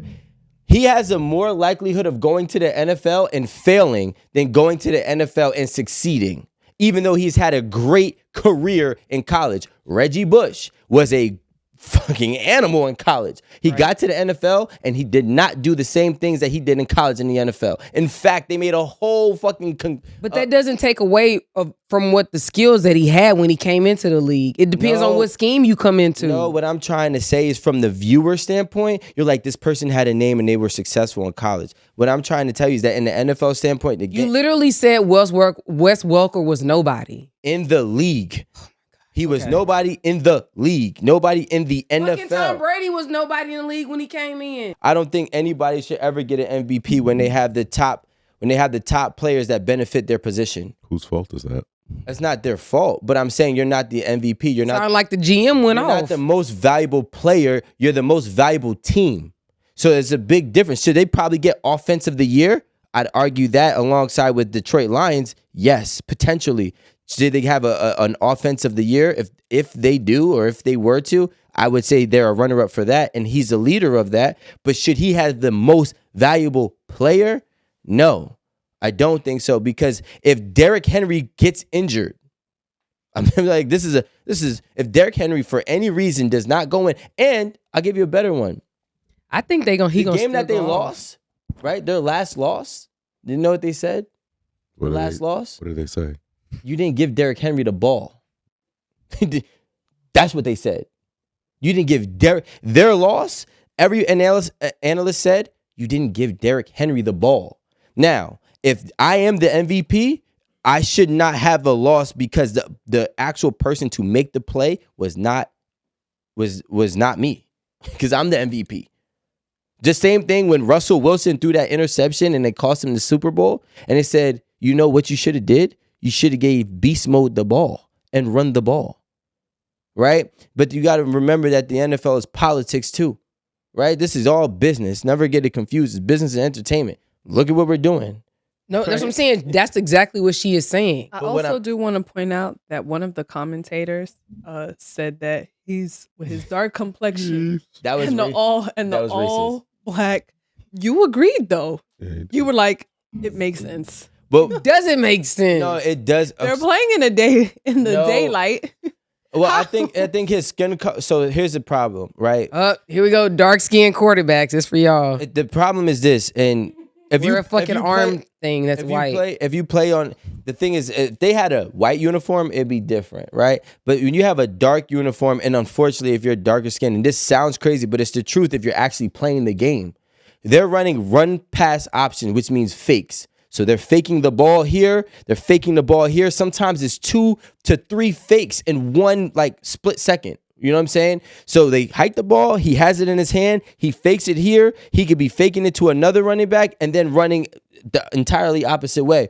Ball fake skills are part of the things to get defenses. Rico, shouldn't everybody on the team have good eyes? If you don't, you get contact lenses. It's not about good eyes. The problem is if you have fucking 20/20 eyes. It's not about 20/20 eyes. It's about literally this is all happening in a split second.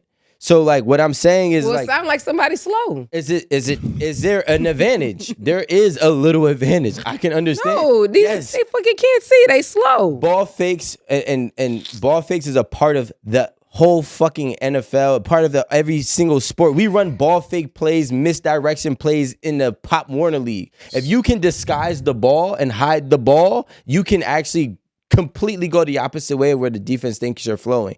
That is that is one of the main things to set up defenses so you can actually score an offensive touchdown. So shout out to the white running backs because y'all got that white arm and you can see the ball when they're doing it. I mean, shout out to Melanin. Shout out to Melanin, right? You know, so Gilbert Arenas was talking about how basketball back in the day was rougher, and because it was rougher and it was more physical, a lot of the Europeans they would demolish. They could not They could not come to the States and play basketball with us. It was the white ones too, Bill Laimbeer. No, many of the Europeans. No, what I'm saying is that it wasn't just the black players; it was just the players of the earlier time. Yeah, so the whole sport, but was predominantly black, of course, was more physical. Back then, it was not predominantly black. Okay, I don't think we can do sports Amanda, for 25 more minutes. Do you think that he should be the MVP or no? Lamar Jackson. If the stats lined up says that he should be, then he should be. Okay, so he's your MVP. I'm not racist or colorist. Whoever deserves it, deserves it. Amanda said, even if they got a red arm, it don't even matter. And what say you, Erin? Honestly, I'll say that I won't even say whether it's based on race or whatever. What I'm saying is that as long as the standard that it's been judged on in the past is maintained, then yes. So if Lamar Jackson is actually, even though his stats are better, because like Rico says, he does have a better team, and Josh Allen has a not so great team, but he's still making shit happen. End of the day, if that is the standard that was used last year, the year before, and the 10 years previous to that, then I feel like whatever that standard is, that's what should hold today. And then the MVP should drop where it may. What say you? Give the man an MVP, Lamar Jackson, if his stats line up that he is the best. Cause he running like a ghost now. You can't see the ball. You can't see him. That nigga is fast as fuck. He really put the ball. Real talk. I'm gonna tell y'all what I saw. He put the ball under his shirt, and that's why we really didn't see it.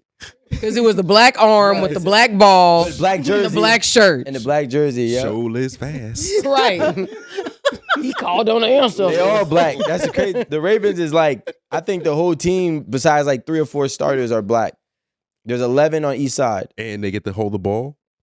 5 of them. So the ball's just floating all game. In the back, nobody sees it. Yeah, but the thing is, I'm not mad at him being the MVP because I could see why he earned it. Now, if you went as far as saying, and I know you may not know, Matthew Stafford is the winner of the MVP, I'd be like, how the fuck did you come up with this? Then it's a problem. You know, like, and if you look at it, it's like, okay, it's not like Lamar Jackson didn't just win back-to-back years. And when he did win, he had virtually, like, I would say significantly less help than he has right now. Yeah. Right? So I'm like, okay, cool. He's putting up. The only reason why Lamar Jackson is even here for another conversation on the MVP is because it's consistent with the 2 years prior. Yeah. Right? He has shown great consistency. Can't take away his work, but there's a lot of discrepancy of, can he have this successful season again without the help with the emergence of his new receivers in Derrick Henry? If you put a Bobo quarterback in there and you do give Derrick Henry the ball, I actually do not think that Derrick Henry wins those games. Put Aaron Campbell in as the quarterback, then it means that they should still win if Derrick Henry is if he's the piece that is the game changer every single time. But they're also saying that he can't win when Derrick Henry is not, which is the problem. But he has. That's the thing. No. He didn't win. He put up numbers. Time out. They did not win no Super Bowl. I'm not talking about the Super Bowl. No, what I'm saying is winning, right? So Josh Allen is a Super Bowl winner, but a lot of times he's wrong. That's what, like. So it's just him. Yeah, just him. So it ain't whether he played the so sport I'm or not. recording them. I was watching them. A lot of this shit is wrong too. You know what I'm saying? And I realized that playing the sport and understanding the sport is entirely different. You know what I'm saying? There's a lot of players who are fucking great at playing their position. That don't mean they understand. Like a quarterback understands the whole field. We got that. A defensive coordinator understands the whole field. An offensive coordinator understands the whole offense. You know, so on and so forth. So just because you played great and maybe you may have had some great success doesn't mean if you are an athlete that, you know, especially a professional athlete that, you know, watches and loves the show, supports the show, we would love to potentially have you here with us. Just so we can kind of dive into some of the topics that we already discussed and see what the life is like. Because clearly only me and Rico be talking. They just sitting here. Y'all do that on a show for them. Thank you so much, y'all, for y'all sports insights. We appreciate it. Me and Rome, we've been, you know, just. I'm here for the sports in the earlier hour. Ooh, well, you heard them, okay? Go Eagles. Sleep time. Thank you. Eagles fan? Thank you so much for watching today's episode. We hope you enjoy being here with just us cast members. It is still early 2025. We hope that you continue to rock with us. Like, comment, subscribe, and follow us on all streaming platforms. See you guys next time.